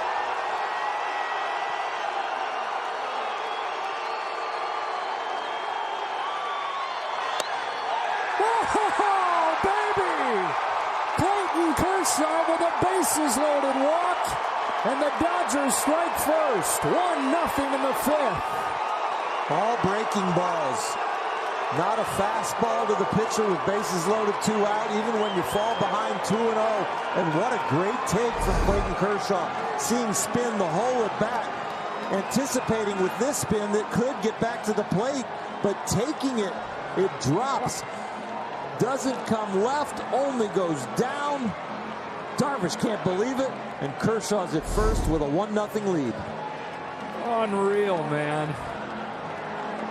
We mentioned it earlier, but Darvish, since the All-Star break in 2019, has a 235-24 strikeout to walk ratio. And Clayton Kershaw just coaxed the 25th to squeeze out the first run of the game.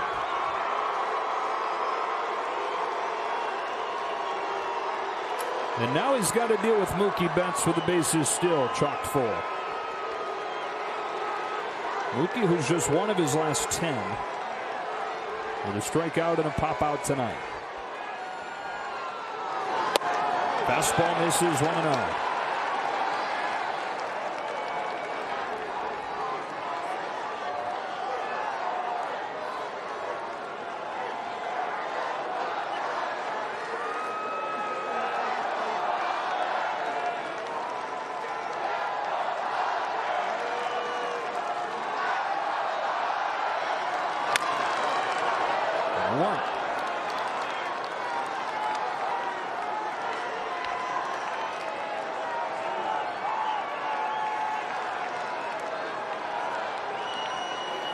Darvish got the first 2 outs of this inning on 4 pitches. He was perfect at that point. 2 gone in the 5th.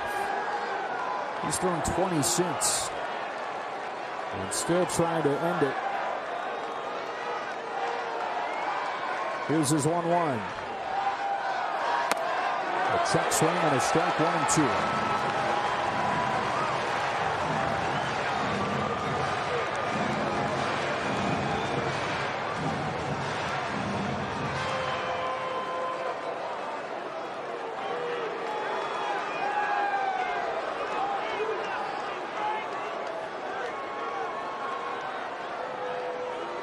Really singled. Barnes and Kershaw walked.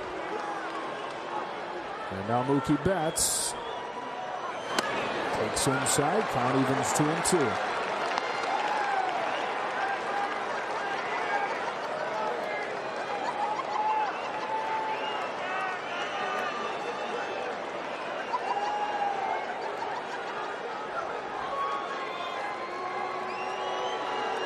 Betts trying to make it hurt after the bases loaded walk from Kershaw.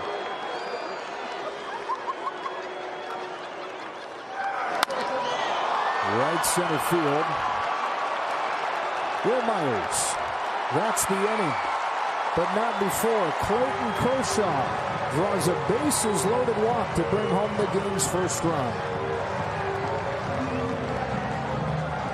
Kershaw comes up. It's an 8-pitch battle, and boy, was it. It starts out with a breaking ball away for a ball, in for a ball, 2-0. Drops one in at the top of the zone, just barely 2-1, and now the battle really begins. A foul ball, and Clayton is protecting. Into the crab crouch he goes. Another foul ball. This one, just barely gets a piece of it. 3-2. 2 out. Bases loaded. Ball 4. The Landover Performance Spotlight. Kershaw and Darvish have both been spectacular tonight. Kershaw no runs over 4 innings. Darvish just that 1 over 5. We go to the bottom of the 5th. The Dodgers looking for their 8th consecutive win and trying to start the season 13-2.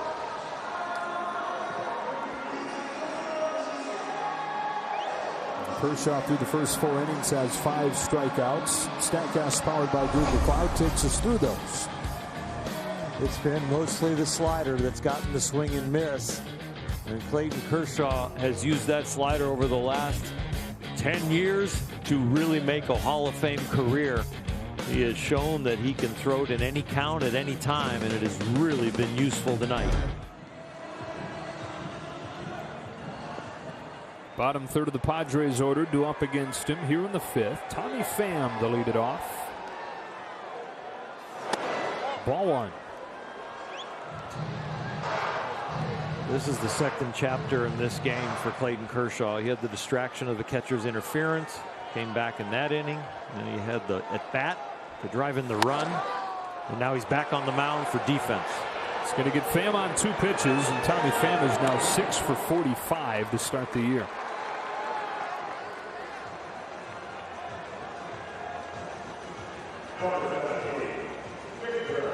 You're going toe-to-toe with a guy who's thrown a perfect game. You end up the guy driving in the only run so far. And now you just got to click over in your brain to, I am only a pitcher. Early flashes to opening day 2013 when he broke a 0-0 tie with his only career home run in the 8th inning. Then they had to go out and score 3 more and ruin it. I was so disappointed. I was doing the game for ESPN, and I'm like, oh, please don't score anymore, and please throw a shutout. He did that, but it was 4-0. Caratini swings and misses 1-1. 88 on that side of the plate and had a little right to left movement. Was that a changeup or a 2-seamer?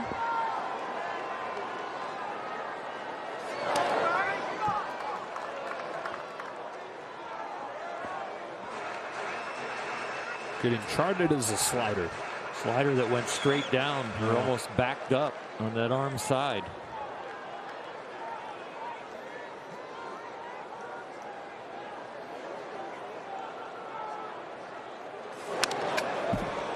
There it is again.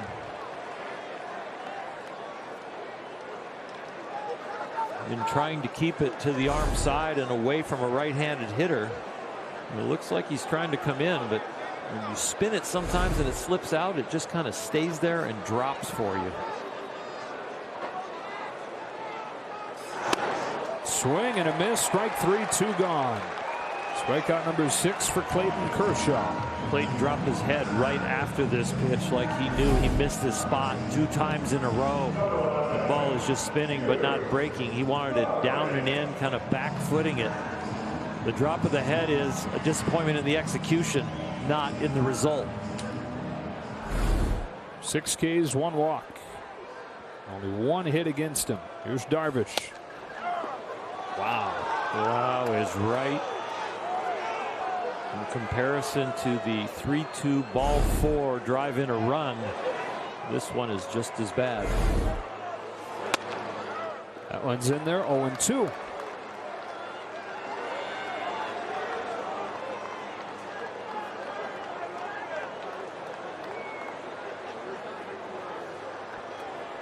Clayton Kershaw with his 7th strikeout tonight as he gets Darvish with a curveball. Through 5 innings in San Diego. It's Kershaw and the Dodgers 1, the Padres nothing. Is Ethan from West Covina. His favorite player is Cody Bellinger. You can join Junior Dodgers for a chance to be the Junior Dodger of the game. Go to Dodgers.com/JRDodgers.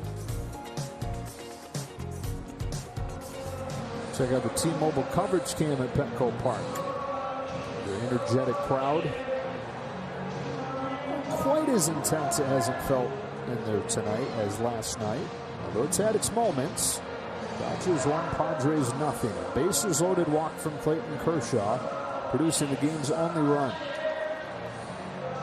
Well, for Dodger fans, it definitely needs to be on your bucket list to hop in the car and drive down to San Diego and watch a Dodger series down there. It is a lot of fun, and especially now that the Padres in this roster are such a challenge in the National League West. The intensity and the entertainment value is risen very high. Lots of great restaurants. That whole area is a beautiful area to go hang out, see the ocean, check out the restaurants, some nice hotels, and some very good baseball. Can you believe we're not too far off from the 20th year anniversary of that place getting built? Wow. 2004 Petco opened. 2, 3, and 4 for the Dodgers against Darvish. Seager, who's grounded out twice, attacks the first pitch. It's fouled and strike one. 1 run on 1 hit for the Dodgers. No runs on 1 hit for the Padres. Game 1 lived up to the billing of intensity. Game 2 has lived up to the pitcher's duel billing.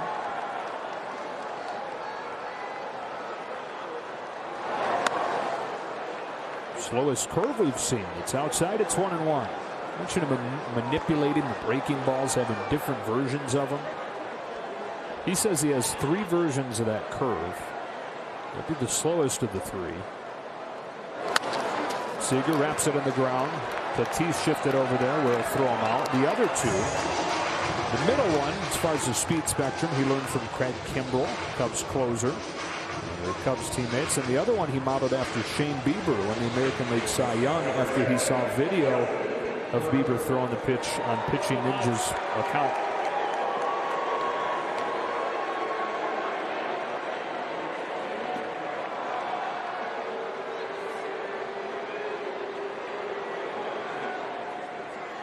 One nothing game in the 6th, and here's Turner.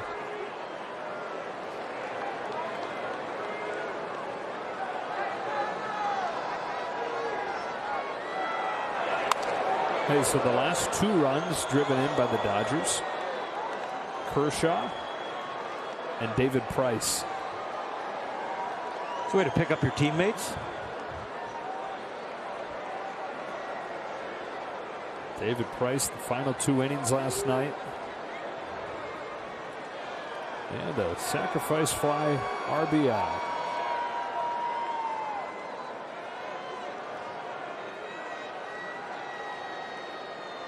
It's the 3rd time in his career he pitched on back-to-back days. Man, he looked good. Out an 0-1. Turner watches it snap in there, strike 2. Yeah, 2 different versions of pitching last night from Santana and then Price. The youngster that was trying to figure out how to get through an inning and find his command, especially with his breaking ball, and finally stumbled on a slider, and then a veteran that was just dotting it on every corner with every pitch.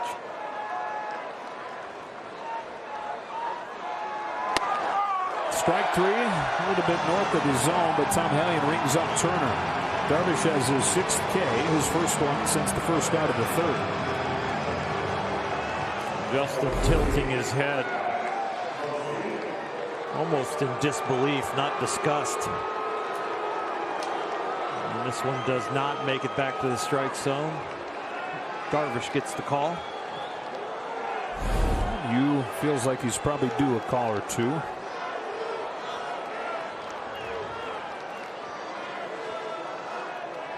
Two up, 2 down in the 6th after 4 in a row, reached in the 5th. Those are the 4 base runners the Dodgers have had, and they reached in succession. Max Muncy. Inside corner, strike 1.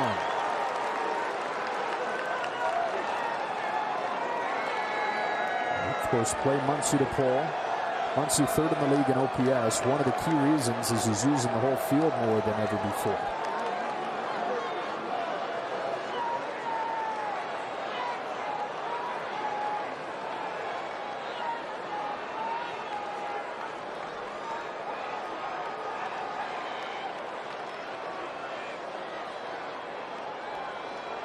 Down an 0-1 pitch. Muncy watches it this high, ball 1.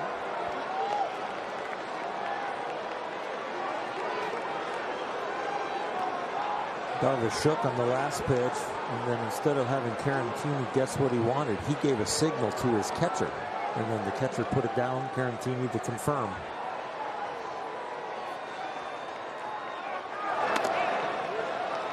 He used to do that a little bit. Yeah. I do it even like with Muncy with his head down right there and he was tapping his spikes. I would be looking at my catcher, giving him a facial expression to tell him what the next pitch was. And then he would put the fingers down to confirm and also relay that to the middle infielders. Sometimes with a little kiss. Yep, the kiss was the slider.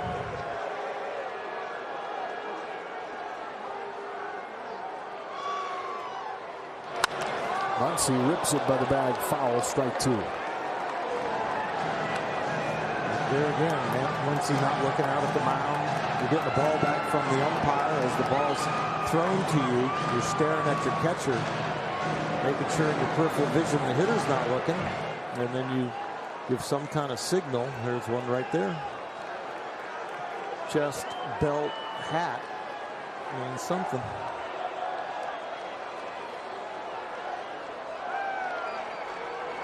He's home with a 2-2. Tails back in there, moves a mile to get Muncy, who knew it. A 1-2-3-6 for you, Darvish.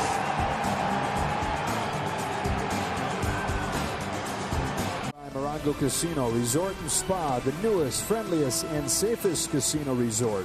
Good times. Well, game 1 of this series kind of went off the rails, didn't it? 11-6 Dodgers in 12 innings, and I guess don't speak too soon. There's still a ways to go, but this has been tidy. A great pitcher's duel between Kershaw and Darvish, where the only run came on Kershaw's bases-loaded walk. Yeah, there are great games where you fall in love with baseball. Then there are good games where you fall in love with like certain players, your favorite players you get to see. And tonight we're getting to see 2 fine performances from the pitchers. The offense, pretty quiet. Yeah, just 1 hit aside. We mentioned Kershaw's bases-loaded walk, producing the only run. Kershaw on the mound has 7 Ks tonight. He's issued 1 walk. The Padres now going to get their 3rd look at him. Grisham, Tatis, Machado coming up in a 1-0 game.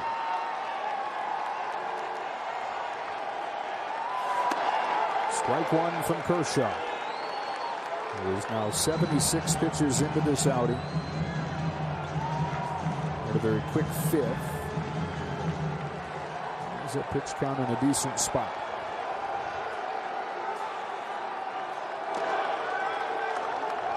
Grisham has the only hit for San Diego. It's a 2-out single back in the 3rd to center.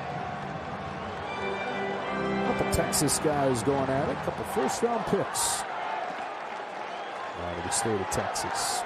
Trent went 15th overall to the Brewers in 2015. Takes a strike 1 and 2. Struggled his first few years in the minors. He had health issues. Trent's 2nd pro game after the Brewers took him 15th overall.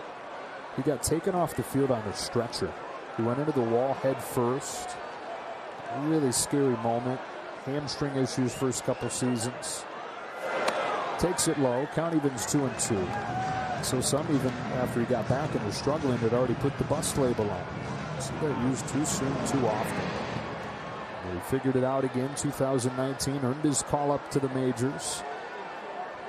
Key piece for the Brewers in their run to the wild card game without Christian Yelich that year. Inside, full count. And came over in a trade prior to last year. Still just 24. Plays like he's much older.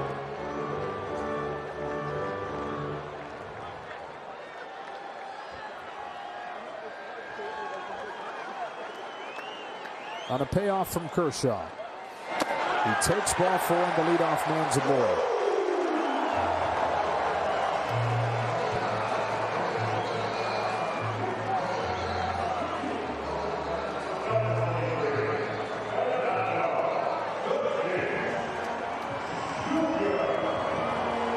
And now Tatis.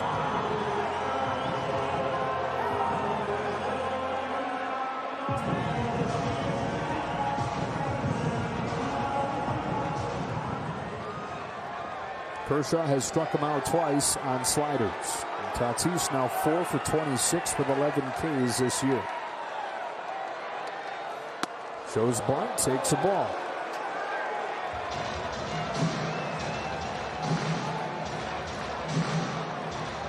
Kershaw's first inning and his last inning, the only 3 up, 3 down innings. He's pitched with a little traffic.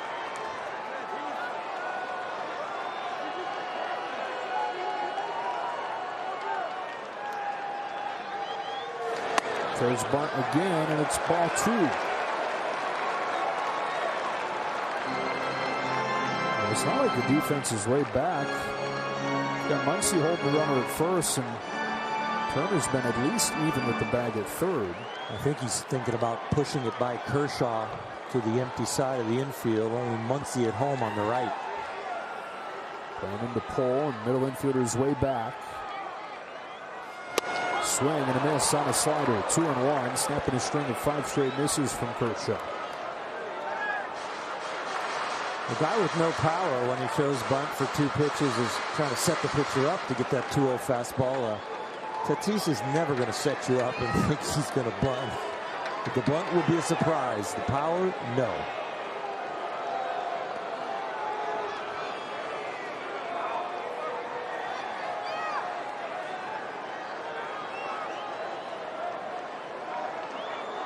Grisham off first.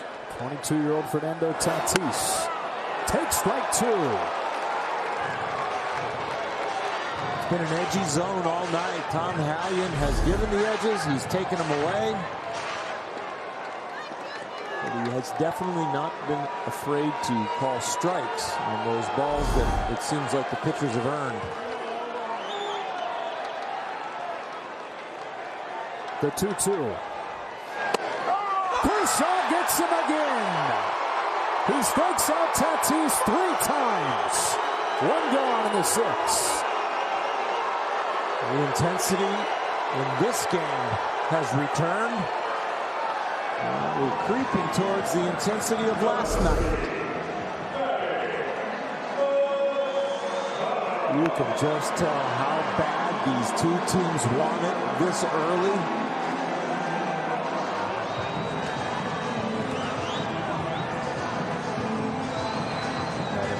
Strike 3 call from Tom Hallion, who saw the most recent homestand.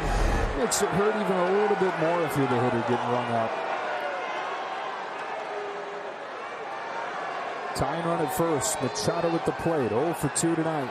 Kershaw delivers. Runner takes off. Barnes throw. Not in time, and the tying run is in scoring position as Grisham steals second.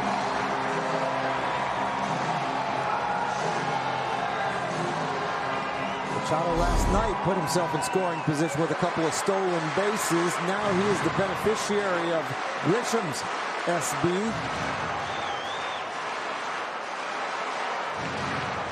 The 24-year-old just glides into second easily.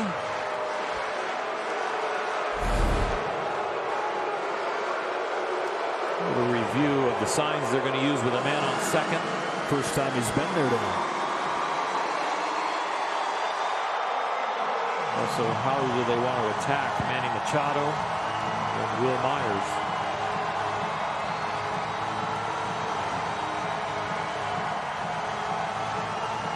Here's where the Padres have struggled mightily this season. They're 3rd in the majors in on-base percentage, but 23rd hitting with runners in scoring position. 24th after last night's 3 for 20. The 1-0. Crack foul. 1-1.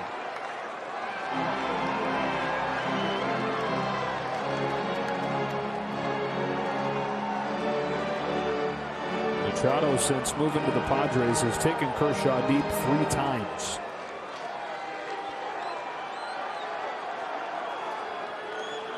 Padres trying to solve him tonight. Grisham at second, 1 out in the 6th. The 1-1. Curve, a little high. Ball 2. They might have blown a gasket if that got called a strike after we got the low strike on Tatis.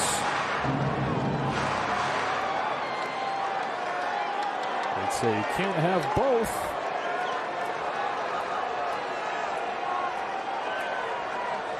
So now 2-1. On the ground, base hit into left center. Grisham had to make sure that it went through, so he's stopped at third. And they've got him cornered with 1 gone.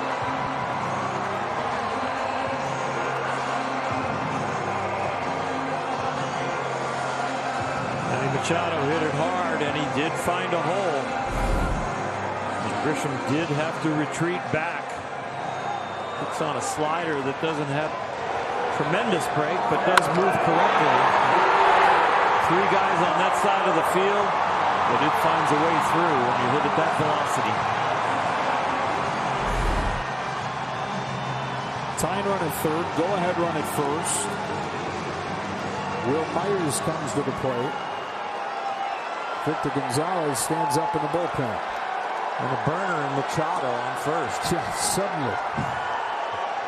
4 steals after the 2 last night, tied for the league lead. To the back door for a strike on Myers.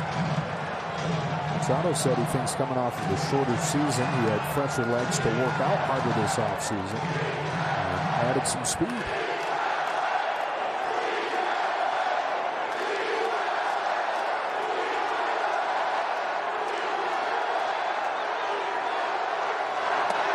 And popped out, ball 1. If you close your eyes, it sounds like they're in San Francisco, but they're in San Diego.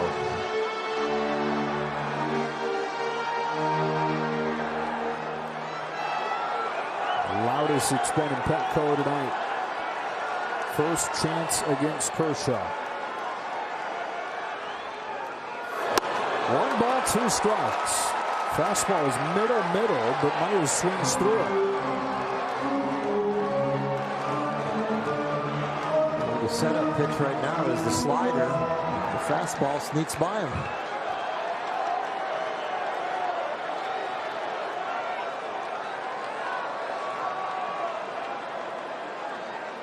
Looking for a strikeout.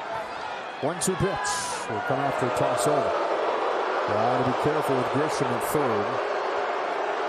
A daring player, fast player.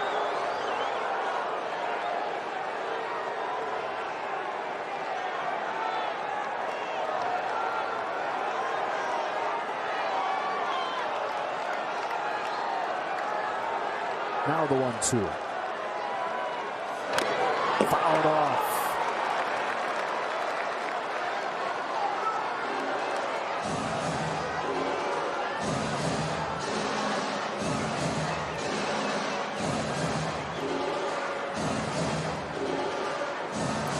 Strikeout would be huge here for Clayton.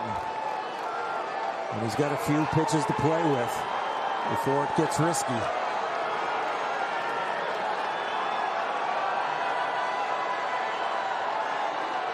Another 1-2.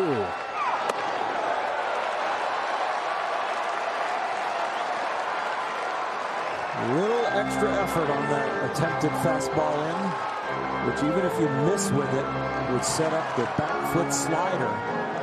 That last pitch being a ball out of hand doesn't set up much.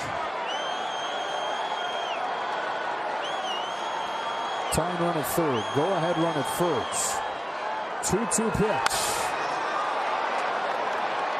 That foul stays 2 balls and 2 strikes.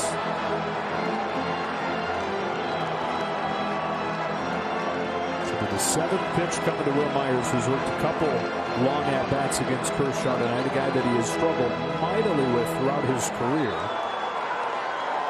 6 hits and 44 at-bats.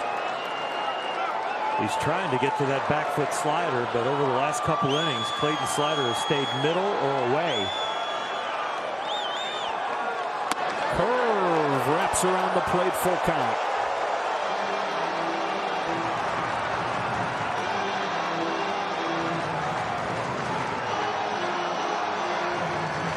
Profar on deck.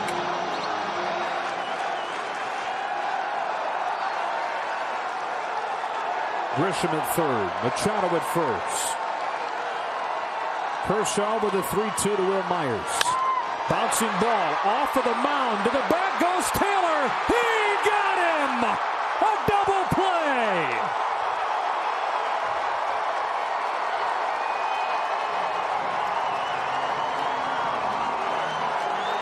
Padres can't. Let's see, that hit off something. Was it the mound? Was it Kershaw sticking that leg out? It's a blister up the middle, and yeah, it looks like it just launches off the mound and goes right to Chris Taylor. It is such a reaction for pitchers to try and catch the ball And with today's modern defenses, there's always maybe a guy behind you every once in a while. And in the midst of that tough situation, sometimes you forget you've got a fielder. The reaction, lucky it doesn't deflect off of Kershaw, but just gets launched by the mound perfectly to Chris Taylor, and it turns 2 and saves the 1-0 lead. What a nice play by Taylor, who leads this inning off against Darvish.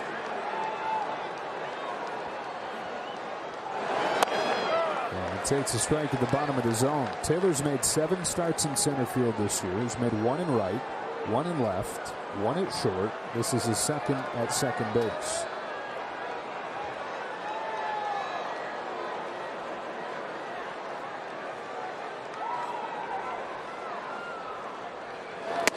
Said he fell into the trap early on in his career as a utility man of just trying to be good enough and just trying to get by, not make mistakes at all these different positions he's playing. He had a shift in mindset a year or 2 ago and said, I need to really try to be great at whatever spot I'm put at. Took a different angle at it. Instead of surviving, really thriving wherever they put him. Down and a high fastball. Strike number 8 for Darvish. Friday on an all-new Backstage Dodgers, the story of how Dave Roberts was diagnosed with and overcame Hodgkin's lymphoma shortly after he began his coaching career. Don't miss Backstage Dodgers this Friday, presented by Cadillac.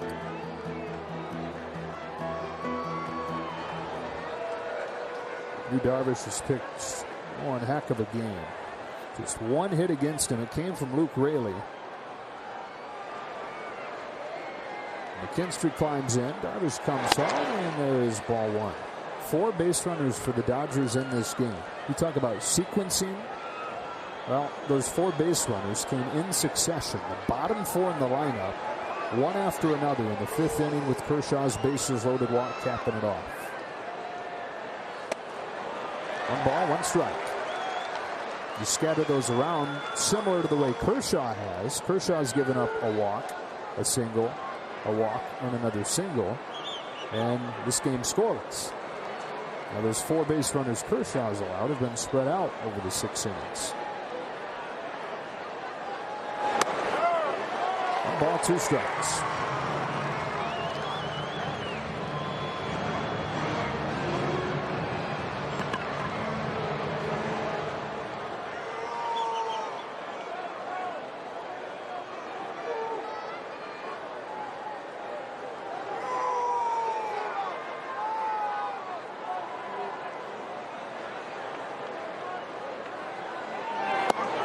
Got him swinging. Back-to-back Ks and 4 in a row for Darvish.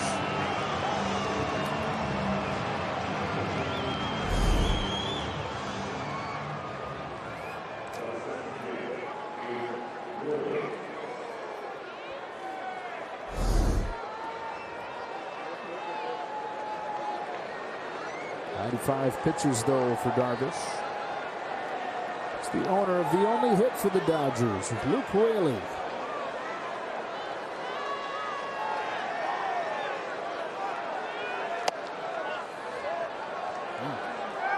Ball 1. It says it was away.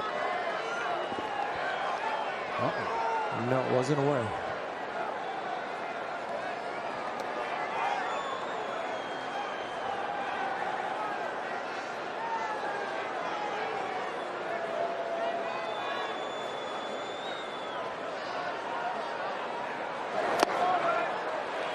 Couldn't lay off that one. 1 ball, 1 strike. Jimmy Nelson loosening.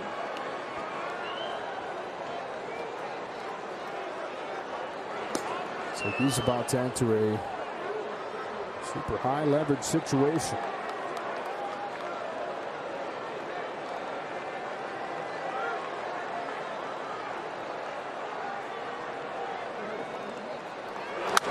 Raley hits a high fly ball, right center field. To the track goes Myers, just enough room to finish a 1-2-3-7 for you Darvish. We stretch and a great pitcher's duel. 1-0 Dodgers. To you by Pacifico, Eric and Emily from Hermosa Beach. Dodger fans for life. They can't wait to get back to a game in person at Dodger Stadium this year. We can't wait to have you. Clayton Kershaw and the Dodgers with a 1-0 lead. Kershaw's night is finished after 6 shutout innings. 7 of those 8 Ks coming on the slider. And he's coming for you, Bulldog. 18 consecutive scoreless innings. I love it. 98 stressful pitches because of what Darvish was doing, but Clayton matched him pitch for pitch and then got the walk and drove in the run. You can see why the Dodgers took him out. That is the season high on pitch count. Over the 91 he threw in Oakland, and now Jimmy Nelson takes over. Finding himself in his highest leverage spot yet. And he's gotten better and better through those 5 games. Gave up a run in each of the first 3. Able to pitch around a little bit of traffic in his 4th outing, and then his last time out against Colorado on Thursday, 3 up, 3 down. Strike 1 on Jurickson profile. The Dodgers won, the Padres nothing, after the Dodgers won game 1 in 12 innings last night. They're looking for their 8th consecutive win. Trying to start the season 13-2. Ball on a strike. What a beautiful game. The game last night was ugly, but one of the most entertaining you'll ever see. And then this one, pitch for pitch, 1-0. Fastball misses, ball 2. 162 games. They're all going to be a little bit different. They're all going to have their own story. The 19 between these two. The bar for intensity has been set high. 3-1 on profile. Cronenworth from Pham to follow in this 7th. His profile last night, who tied the game in the bottom of the 8th with a 2-out, 2-run double. There's Hosmer, who tied it in the bottom of the 9th. Teams blew 4 leads combined in the late innings of that game. A leadoff walk.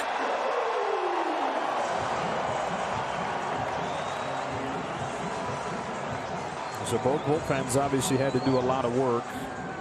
Ryan Weathers was fantastic, 3 2/3, but that's all he could give him. It wasn't built up, so the San Diego bullpen had to go 8 1/3. And it finally snapped, giving up those 5 runs in the 12th. Dodger bullpen going 6 innings, giving up 4. Although nothing in extras between Santana and Price. Jake Cronenworth, runner at first, nobody out. Strike 1 from Nelson.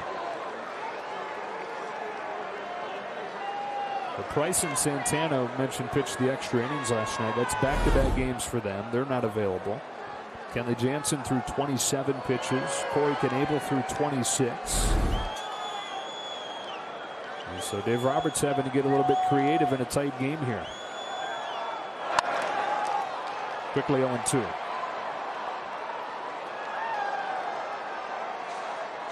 Dodgers have always balanced the long-term view with the short-term necessities.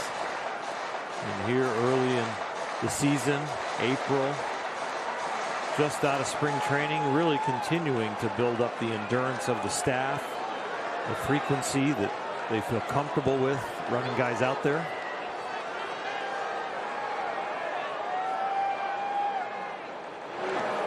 Nelson strikes him out.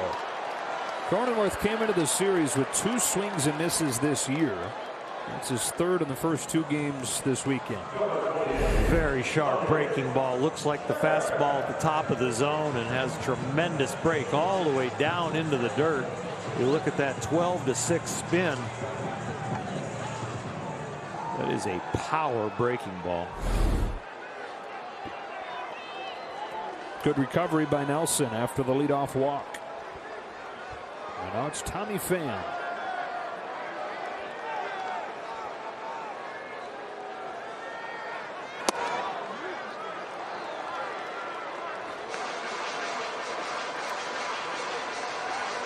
Tommy Pham in his first year in San Diego last year below average offensively for the first time. He missed half the season with a broken hand. Wasn't quite himself when he was healthy. And is off to an ice cold start this year. Off of Barnes. Tying run into scoring position. Wild pitch from Nelson. 2 balls, no strikes on Pham.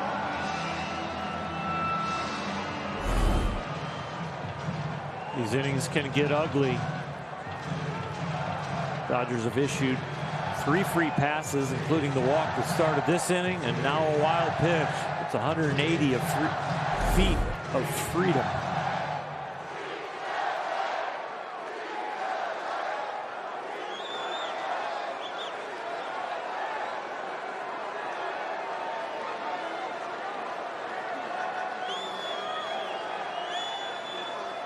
(2-0).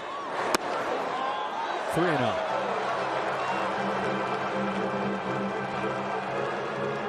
Scott Alexander loosening for the Dodgers.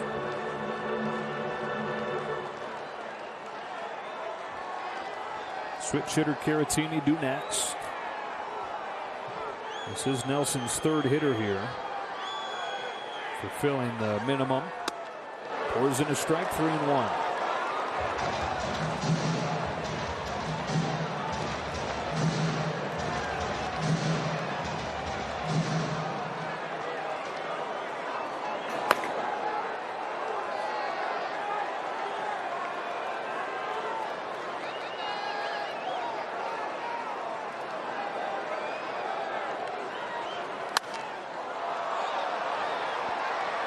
Full count.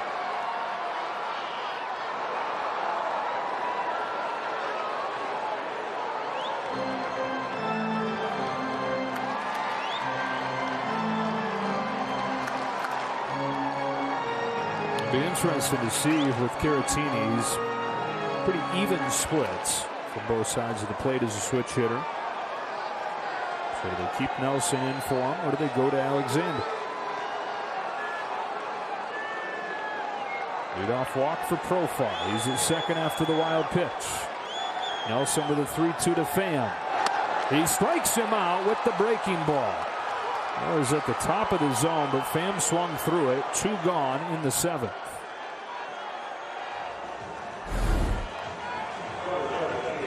Breaking ball, not exactly where he wants it, but still breaking sharply when it's up. That's the 10th K for Dodger pitchers.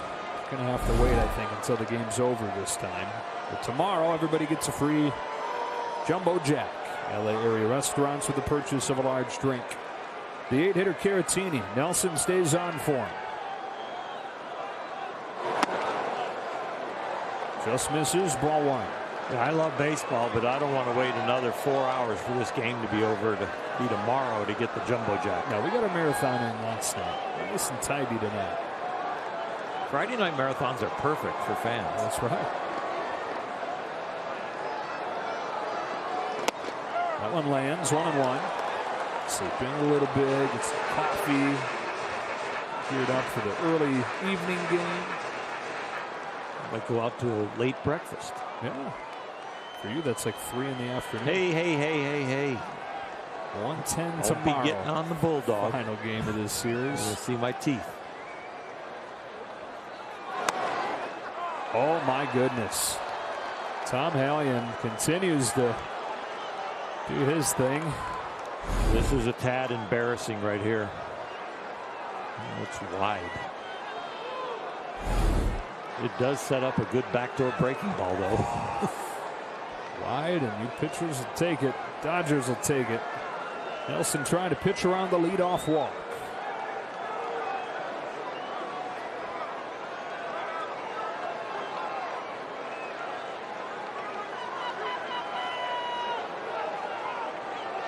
Profar takes a good lead. The 1-2. Do it again.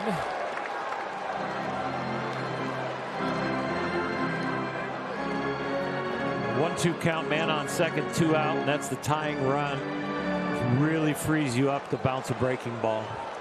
Because even if it gets away from Barnes and you give another free 90 feet, you just feel like that pitch He's got a really good chance of getting him out, and he's not on third. So go ahead and bounce a couple if you want.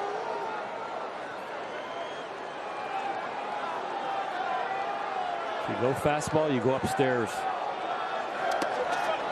Bounce it, almost hit that foot. 2-2. Love the pitch, but you got to, if you're going to go that low, you're trying to start it right down the middle. You've got to give him a little stimulus to start the bat before you bounce it. That one was a ball in, out of hand.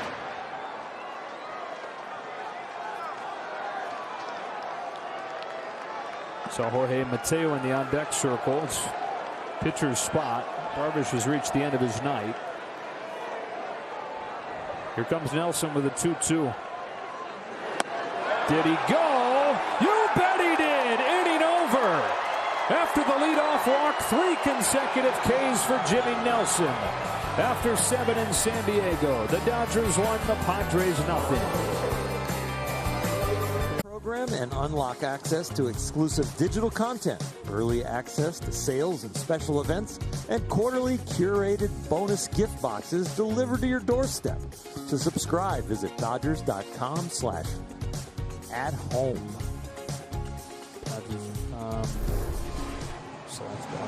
Yeah. Did I say it right? Close. I missed Dodgers. Right, but it was on the screen too. So between you and the text, It was all good. we all got it. Yeah. Thanks a lot for pointing that out. That you got it? It's all good. Pierce Johnson on to pitch. Dodgers 1, Padres nothing. Bases loaded walk from Clayton Kershaw, producing the game's only run.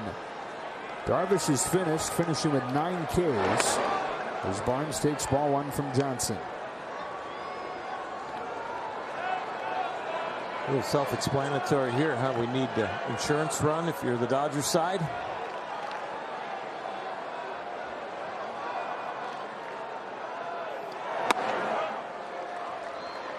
Ball 1 strike.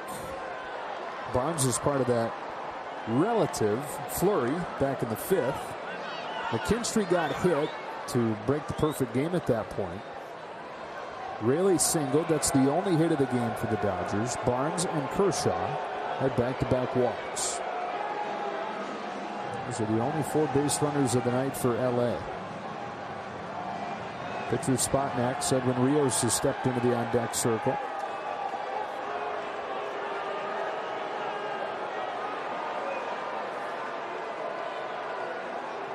Johnson ready. Here comes to the 1-1. Barnes watches ball 2.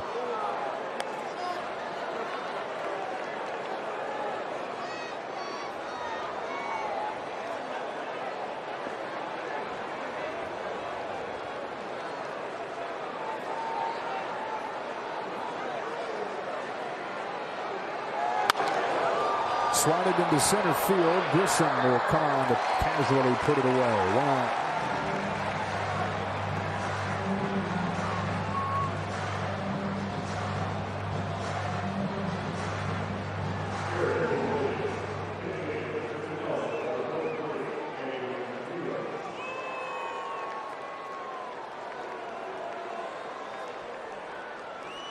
So Rios announces the pinch hitter. Longest home run of his career, and he's hit some long ones, came in this ballpark back in his rookie season, 2019. Hit it 473 feet. Take strike 1 from Johnson. Longest of his career, second longest Dodger home run of the Statcast era. Only Jack Peterson, a home run that he hit in 2015 at Coors Field, traveled farther. A little boost from the Coors Field conditions on that one.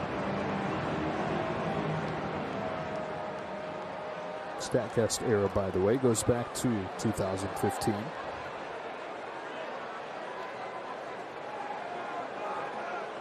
On an 0-2, Rios takes it in the dirt, ball 1.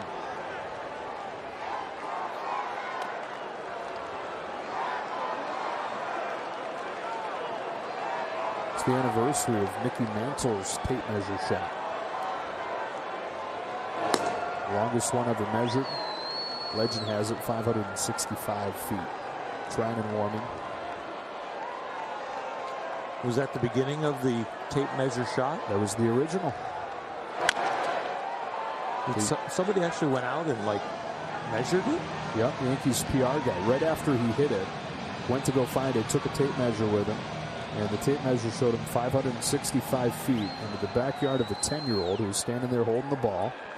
And he gave it to the PR director in exchange for 75 cents and a couple signed balls.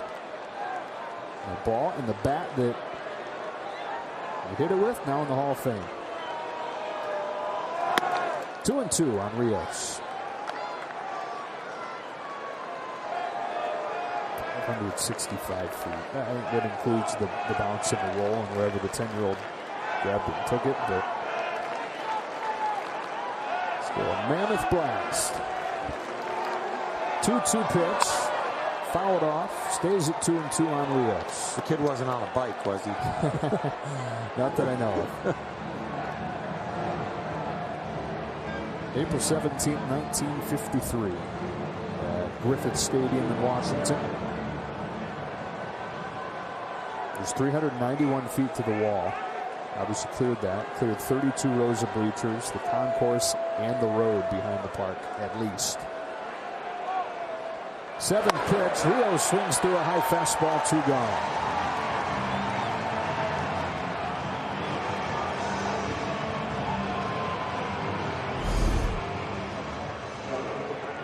Here's Johnson throwing some high-quality pitches, and right there, right under it, Rios goes. Well, Padre pitching retired the first 14, and since the Dodgers have 4 on in a row, they've retired 9 straight. Breaking pitch, strike 1 on Betts, 0 for 3. 1 for 9 in this series.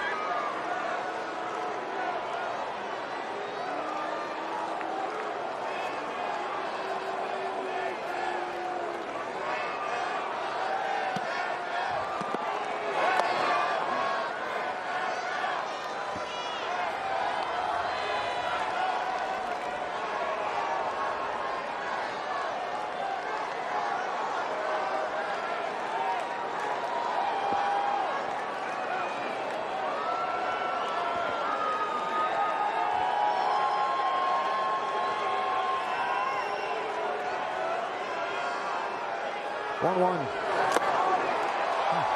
1-2.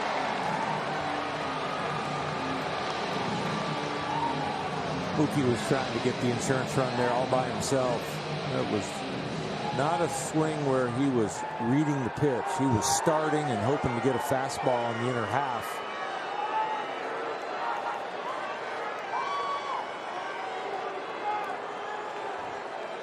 On 1-2, he fouls off a fastball. 16 home runs during the shortened season for Betts. That's a 43 home run pace. He's got 2 so far this year. And he played in 10 of the 15 games. Another 1-2. Taken just high, ball 2.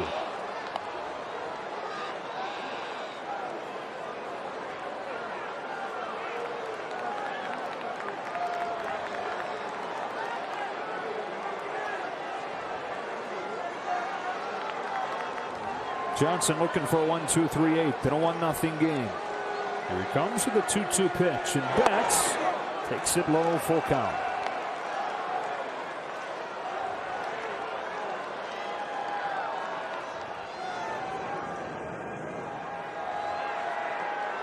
Mookie, who's been incrementally more and more aggressive the last few seasons, working along at bat here. Ready for a payoff pitch.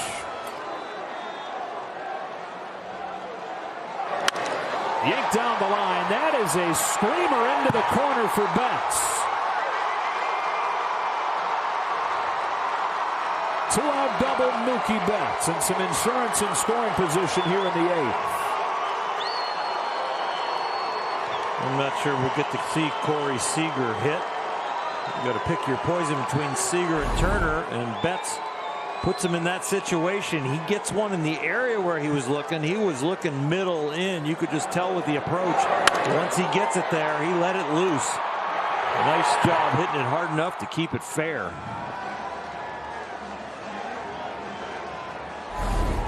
Caratini visiting, perhaps buying a little more time.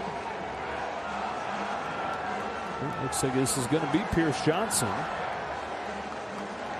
As Seager comes up, Dodgers 1, Padres nothing. 2 gone in the 8th. Only the second hit tonight for LA. Raley with 1, now Betts with 1. Seager last night's hero. Always aggressive. First pitch. Takes it low. Ball 1. Here is that home run in the 12th inning. No doubter. His second this year.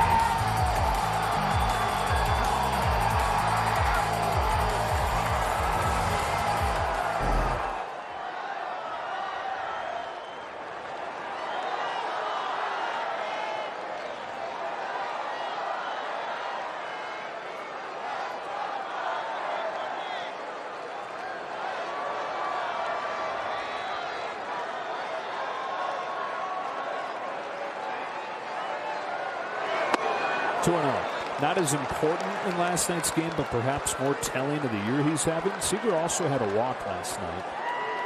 He has 10 walks to 9 strikeouts this year.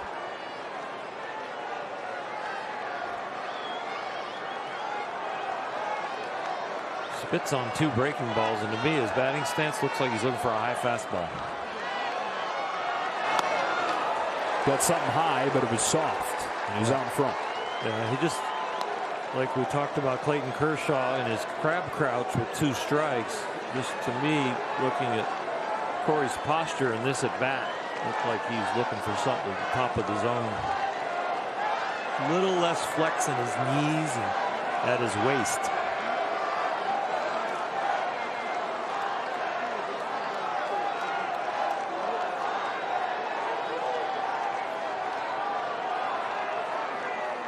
Johnson home with a 2-1. Seager couldn't lay off. 2-2.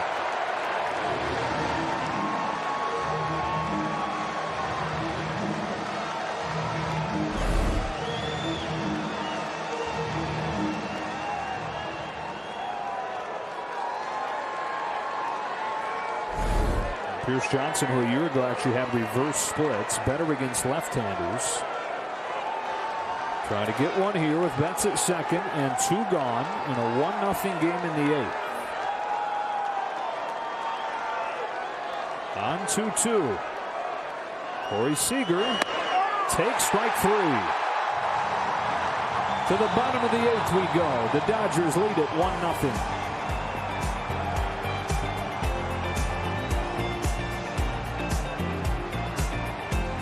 Tonight, but it's his bases loaded walk accounting for the only run of the game. Absolute little eagle eye right there. Great take by Clayton Kershaw. 1-0 show Dodgers. Dodgers trying to make it stand up. We'll see you right here after the game. All right, guys, as Blake Trinan comes on for the bottom of the 8th inning. Again, last night, both these bullpens really getting taxed as the game went 12 innings. Both bullpens using their top arms. A couple nights ago. Blake Trinan available here. Last night, you get Jansen and Knebel both pitching. So what's it going to be tonight? Here for the 8th, it's Trinan. 1-0. As Hosmer pinch hits to open the inning. 9-1-2 for the Padres. Trinan's first one. Strike 1. Hosmer tied the game with the Padres down to their last strike in the 9th inning last night. They were down to their last strike a couple times in that 9th against Jansen, but Machado walked, stole second, took third on a wild pitch, and scored on Hosmer's base hit. 0-2.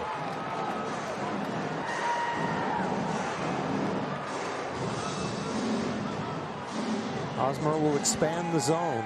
He'll stay aggressive even with 2 strikes. Go ahead and try and bounce that breaking ball you just threw or go up the ladder. Breaking ball, pounded into the dirt, up along the line, Treinen over the top to get him.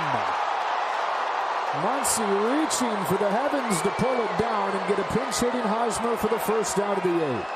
It's one of the hardest things to believe as a pitcher when you go over and get that swinging bunt and the runner has already gone by you. Can I still get him? And you sure can. You don't even have to throw it that hard. A little 40-mile-an-hour toss catches a runner every time.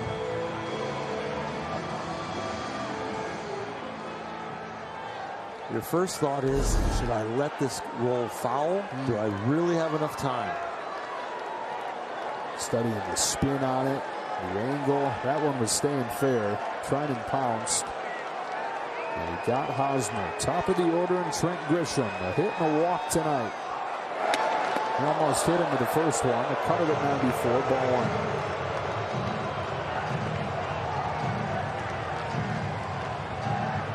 5 base runners for the Padres tonight. It's been Grisham twice. And equipment malfunction. Looks like the leather in the pocket on Austin Barnes' glove has ripped. A cutter. Cut it. That's true.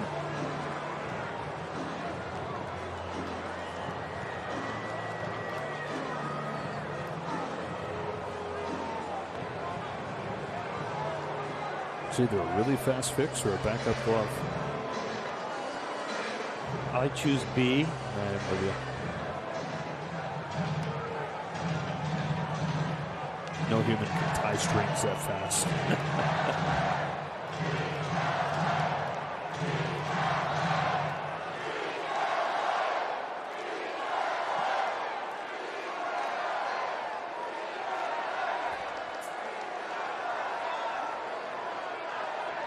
The 1-0 pitch from Treinen.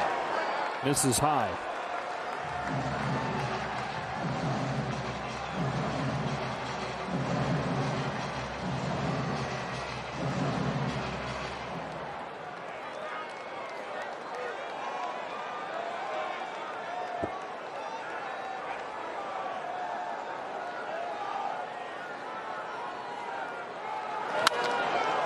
Goff's a 2-0 pitch on the infield. Muncy settles under it, 2 away.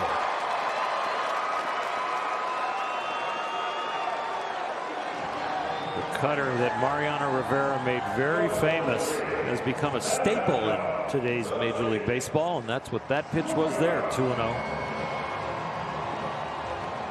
You face Tatis exactly how you prefer to face him, with the bases empty. Dodgers 1, Padres nothing, 2 gone, 8th inning. Kershaw struck him out all 3 times.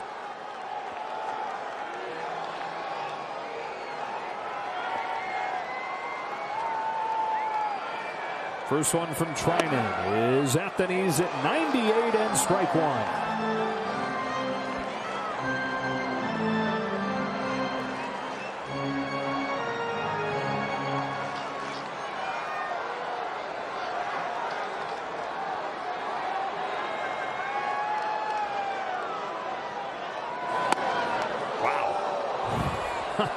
The movement alone knocks the bat out of his hand.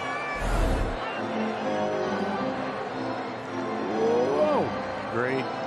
The check swing is going to feel some pressure, maybe up into that shoulder. One of the things that they've kind of taught him to kind of be careful with your hands and shoulders.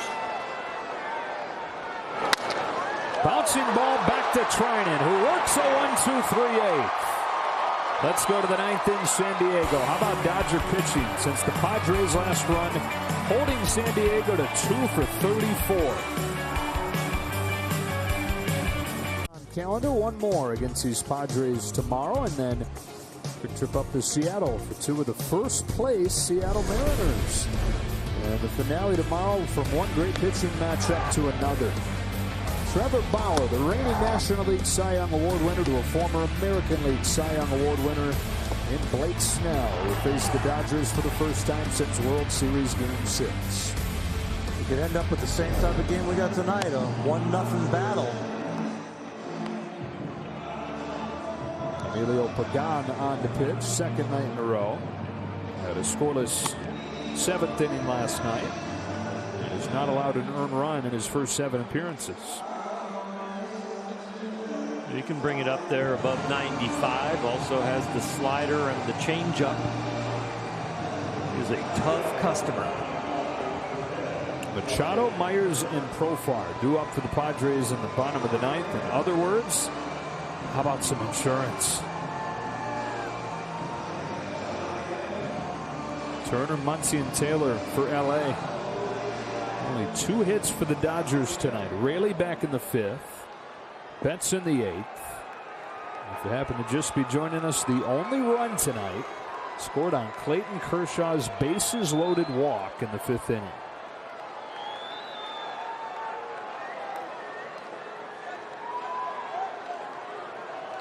Turner leads it off. A couple of strikeouts and a line out.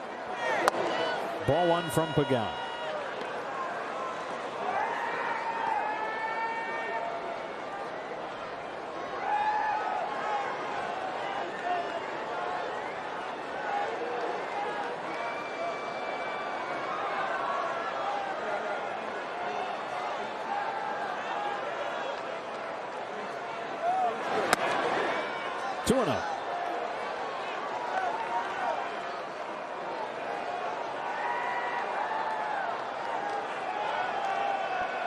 Whole batch of eggs up there.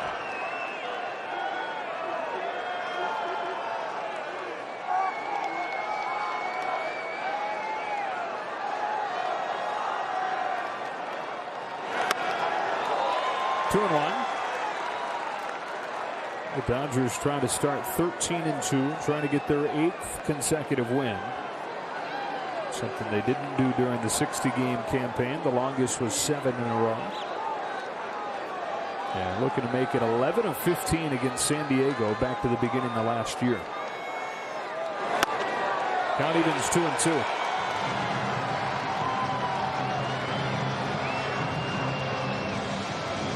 Pagan is challenging him.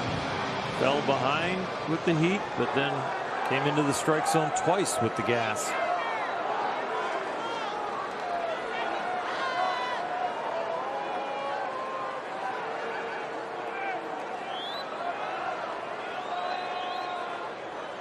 Comes to the 2-2. And it goes back to the fastball. Golf to left. Justin Turner. There it goes. He leads off the 9th with a home run. And the Dodgers lead it 2-0.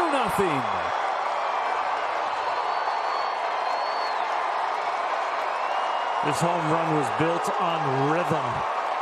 This is not a hard swing like we saw a few of the Padres trying to tie the game up. Justin Turner just timed up another fastball that was near the middle of the plate.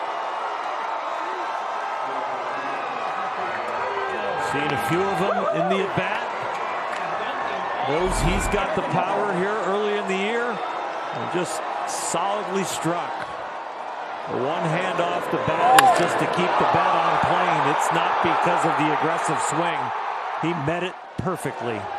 Team leading 5th of the season for Turner. He had 4 in last year's short campaign. Ball 1 on Muncy. Oh man, how big is that run? That is huge. Moving into the middle of the Padre lineup in the bottom of the 9th.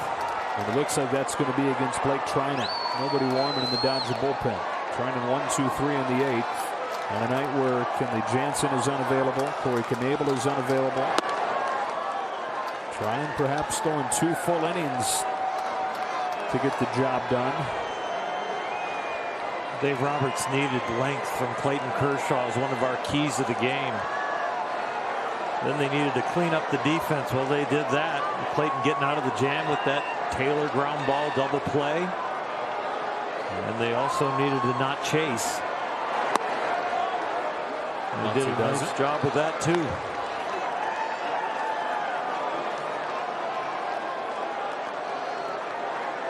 The walk to Clayton was the don't chase. Yeah, we didn't know that's what we were talking about with those keys. Not at all. 3-1.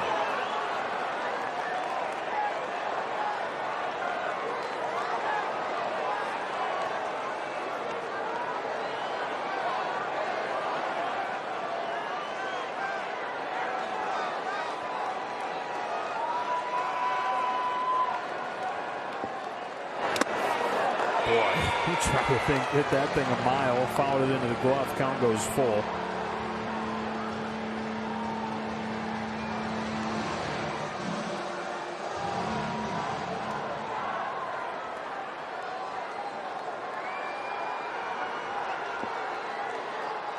Pitching the key on this winning streak. ERA coming into the game during the 7-game winning streak was 2.18. We've got 8 shutout innings so far tonight as Muncy goes down on strikes, 1 away in the 9th.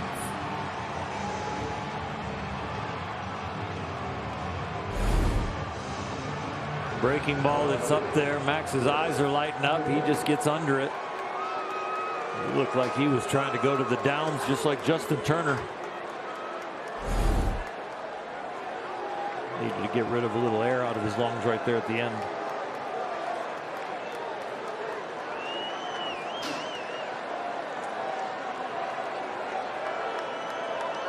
Taylor, a key defensive play. And the dirt ball 1. Came in the 6th inning. Finish off Clayton Kershaw's night. Ball to hit off of the mound. Padres at that point had runners at first and third in a 1-0 game. And it was hit hard, but it deflected off of the mound. Taylor right behind the bag, found it, raced to the bag, and threw to first for a double play. Strike 1.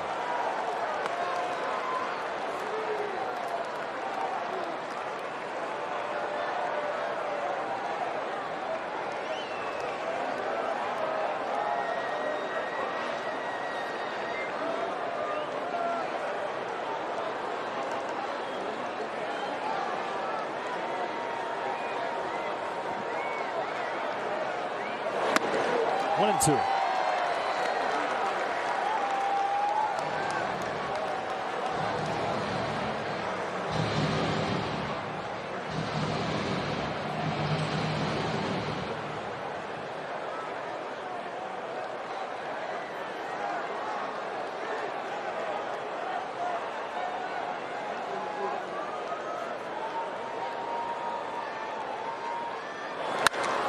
That's sharply hit and caught by Tatis. 2 gone in the 9th.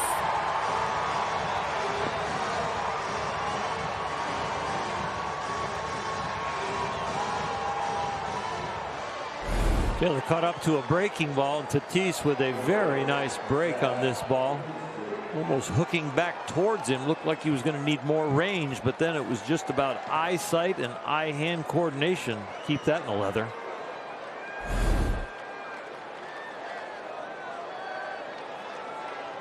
What a good player.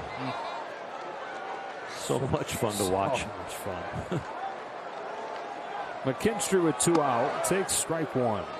That's the thing with the series between these teams this year. You have the fact that overall they're probably the 2 best teams in the league. You have the individual star power. You have the veterans. You have the young players. And you've got the growing mutual dislike. The intensity that comes from all those things when you put them together. Very quickly becoming a rivalry. Doesn't have the history of the Dodgers-Giants. But right now, you can't beat this. 1 and 2. The more intense it is, the more competitive it is. It starts to grow a mutual respect. So in the midst of these competitions, even when tensions kind of flare up, you do build a respect for your opponent, that it is so great to be on the battlefield against somebody who's trying just as hard as you are. It is right there with you on the value of the result.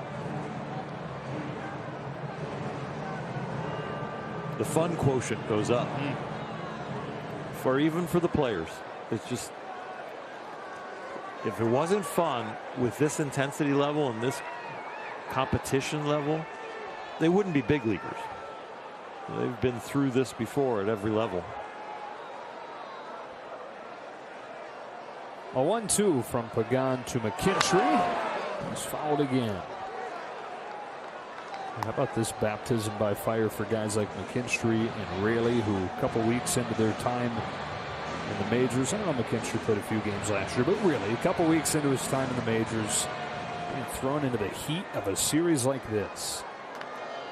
We've complimented the player development people before and the great drafts they've had and the talent that they get, but we continue to just be blown away by the maturity of these guys. The poise when they come up. They're not overwhelmed by the big league experience, by the big league arena. Victor Gonzalez has gotten back up.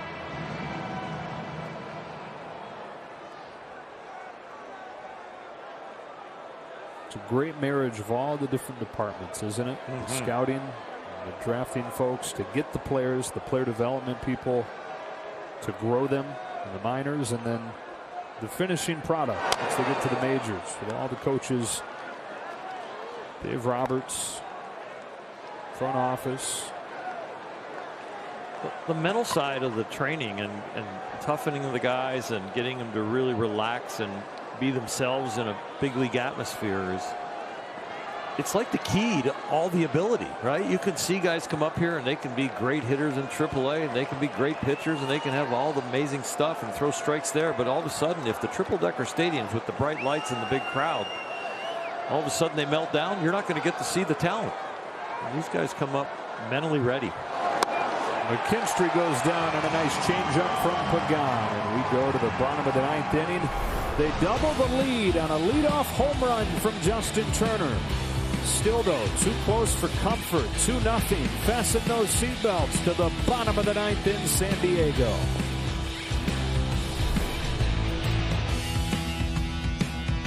Bottom of the ninth, Machado, Myers, and Profar coming up. We saw Victor Gonzalez warming in the Dodger bullpen. The fourth hitter in the inning, if it were to get there, is the left-handed batting Jake Cronenworth. So perhaps Gonzalez getting ready if the Padres can get him to the plate.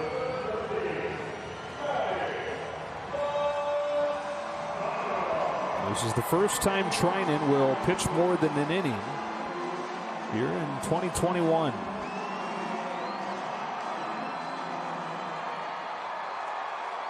There's 9 pitches in that 8th. He's thrown as many as 20 in an outing this year. And he faces Machado. Here we go with the 9th inning. Cut it to the corner, strike one.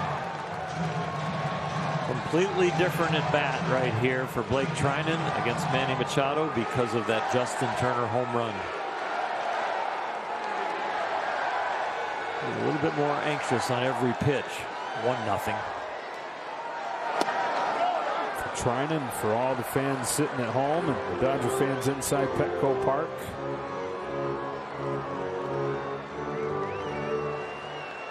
Still plenty of tension, but a little bit less. Machado trying to put the pressure right back on. He swings and misses as the bottom falls out, and it's 1-2.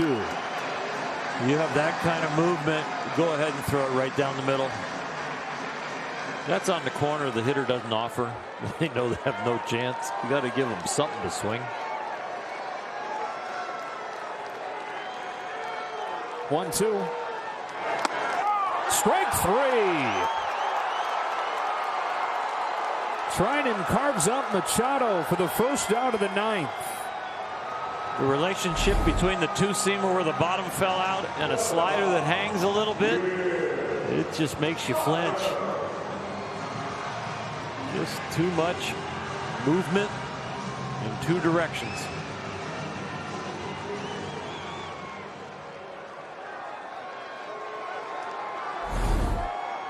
So now Myers. Padres trying to get the tying run to the play. 1 out in the 9th inning as Myers fouls it back, strike 1. 6 innings from Clayton Kershaw tonight. 6 more shutout innings. Now 18 in a row for him. Dodgers getting a run in the 5th and a run in the 9th. 2 outs away from an 8th consecutive win. On an 0-1 pitch. Myers.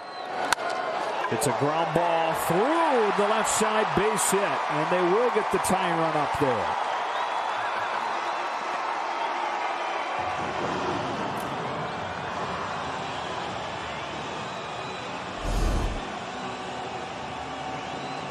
Well, Manny Machado go to this hole earlier in the game.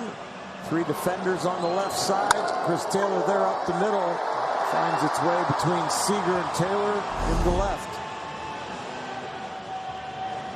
Dave Roberts coming out talking with Tom Hallion. And it looks like maybe making that change now. Jurickson profile pretty even as a switch hitter. But with Trinan at 15 pitches. Pitching back-to-back nights, that'll do it for him. He goes 1 1/3. Victor Gonzalez comes on to try and finish things off. Last night, threw 2 pitches. Here he is trying to get his first career save in a 2-0 game with a man at first and 1 gone in the 9th. He's used to pressure, but this is the highest leverage he's been in this year. But we know what he did in the playoffs in the World Series. It's the winning pitcher in the last game of the World Series. Early in spring training, he was having some command issues, especially for a guy with his track record. But so far this year has really shown that he is back to the strike quality that he showed last year. They bring Pollock into the game in left, move Raley from left to right. So with a right-handed hitter up there, they put the better defender in left. Raley not as strong of a defender. He moves to the opposite field. With a switch hitter, Profar hitting right-handed, representing the tying run with 1 out in the 9th.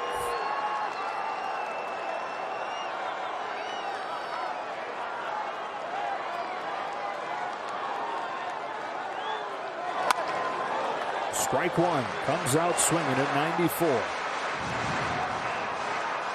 Profar tied the game with a 2-run double in the 8th inning last night.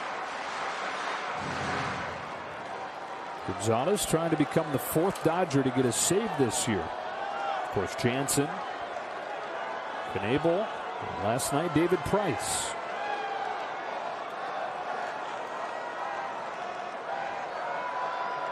The 0-1.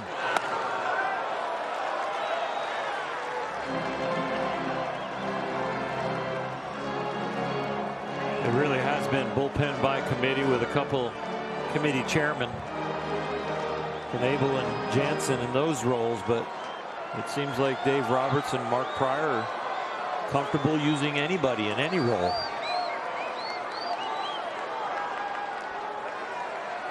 The 1-1. A little bit low, ball 2. Cronenworth on deck.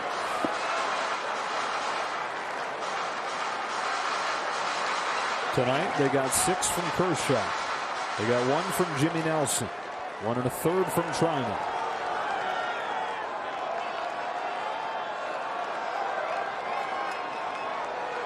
And now the young left-hander from Mexico, Victor Gonzalez, delivering 2-1 in the dirt, ball 3. Up to second goes Myers.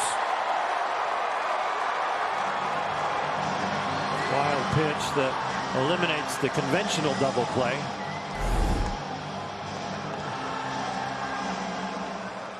Saw a little bit of this in spring training.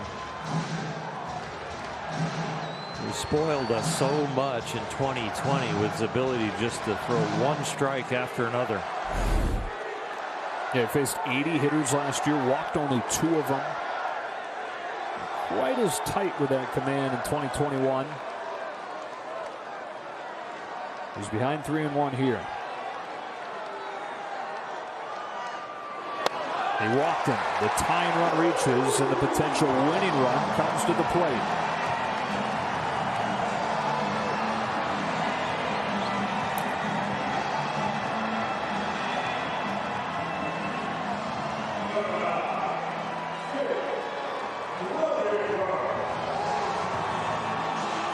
The only threats tonight for San Diego. In fact, just the second time they've had multiple runners on base. Dodgers use that double play ball to get out of the situation in the 6th. Cronenworth climbs in here in the 9th.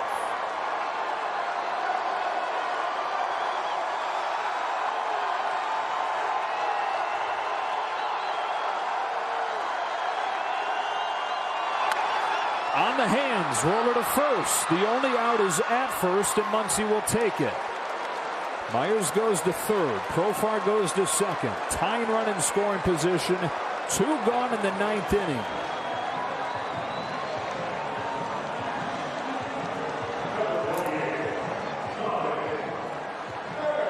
And up comes Tommy Pham.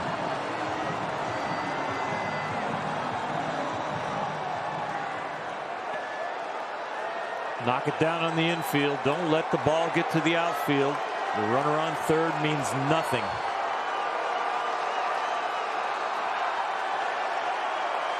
Butterflies, white knuckles, edge of your seat. First pitch. Pham swats it down the line, foul, and strike 1. If you've got a 50-50 chance of catching a ball in the air in the outfield, you go for it. Even though the winning run, if you miss it, would probably end up on second, you got a chance to end the game.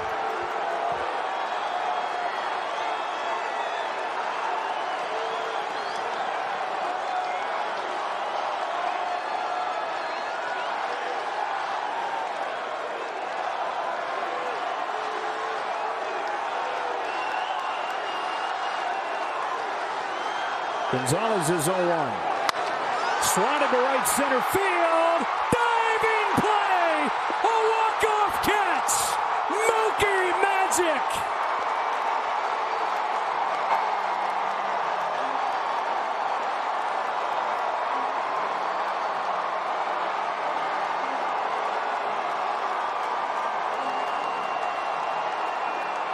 The Dodgers 2, the Padres nothing. They've taken the first 2 out of 19 in 2021. From your days in Little League, you are first taught on defense to think, what am I going to do if the ball is hit to me? Well, Mookie Betts knew that before the pitch, and boy, did he execute. They're going to take a peek, but we all just did. That is a clean catch from Mookie Betts. And this is an 8-game winning streak for the defending champ. Curving away from him, full out dive, has enough range, gets in the heel of the glove, and boy, are you glad it's soft right there. Look how wide open he's got the glove, and because of that, hits the fingers and the heel almost at the same time, and the hand strength and the coverage of the bare hand to secure the catch. Oh my gosh, how fun is this? 2 completely different games to start the 19 between these 2 clubs, and boy, have they both been entertaining in a different way. They've confirmed the catch. Yeah, it's like your children, right? You love them the same, just different. Unreal. So glad we are going to get to hear from Mookie. In one way or another for the next, I don't know, decade and a half.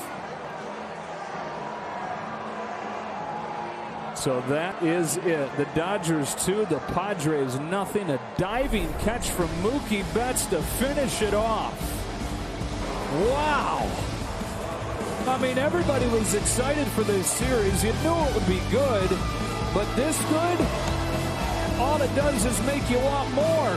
We've got the final game of this opening series between the teams tomorrow. How does Trevor Bauer and Blake Snell sound? For Hershiser, Kirsten Watson, Joe Davis saying so long from San Diego.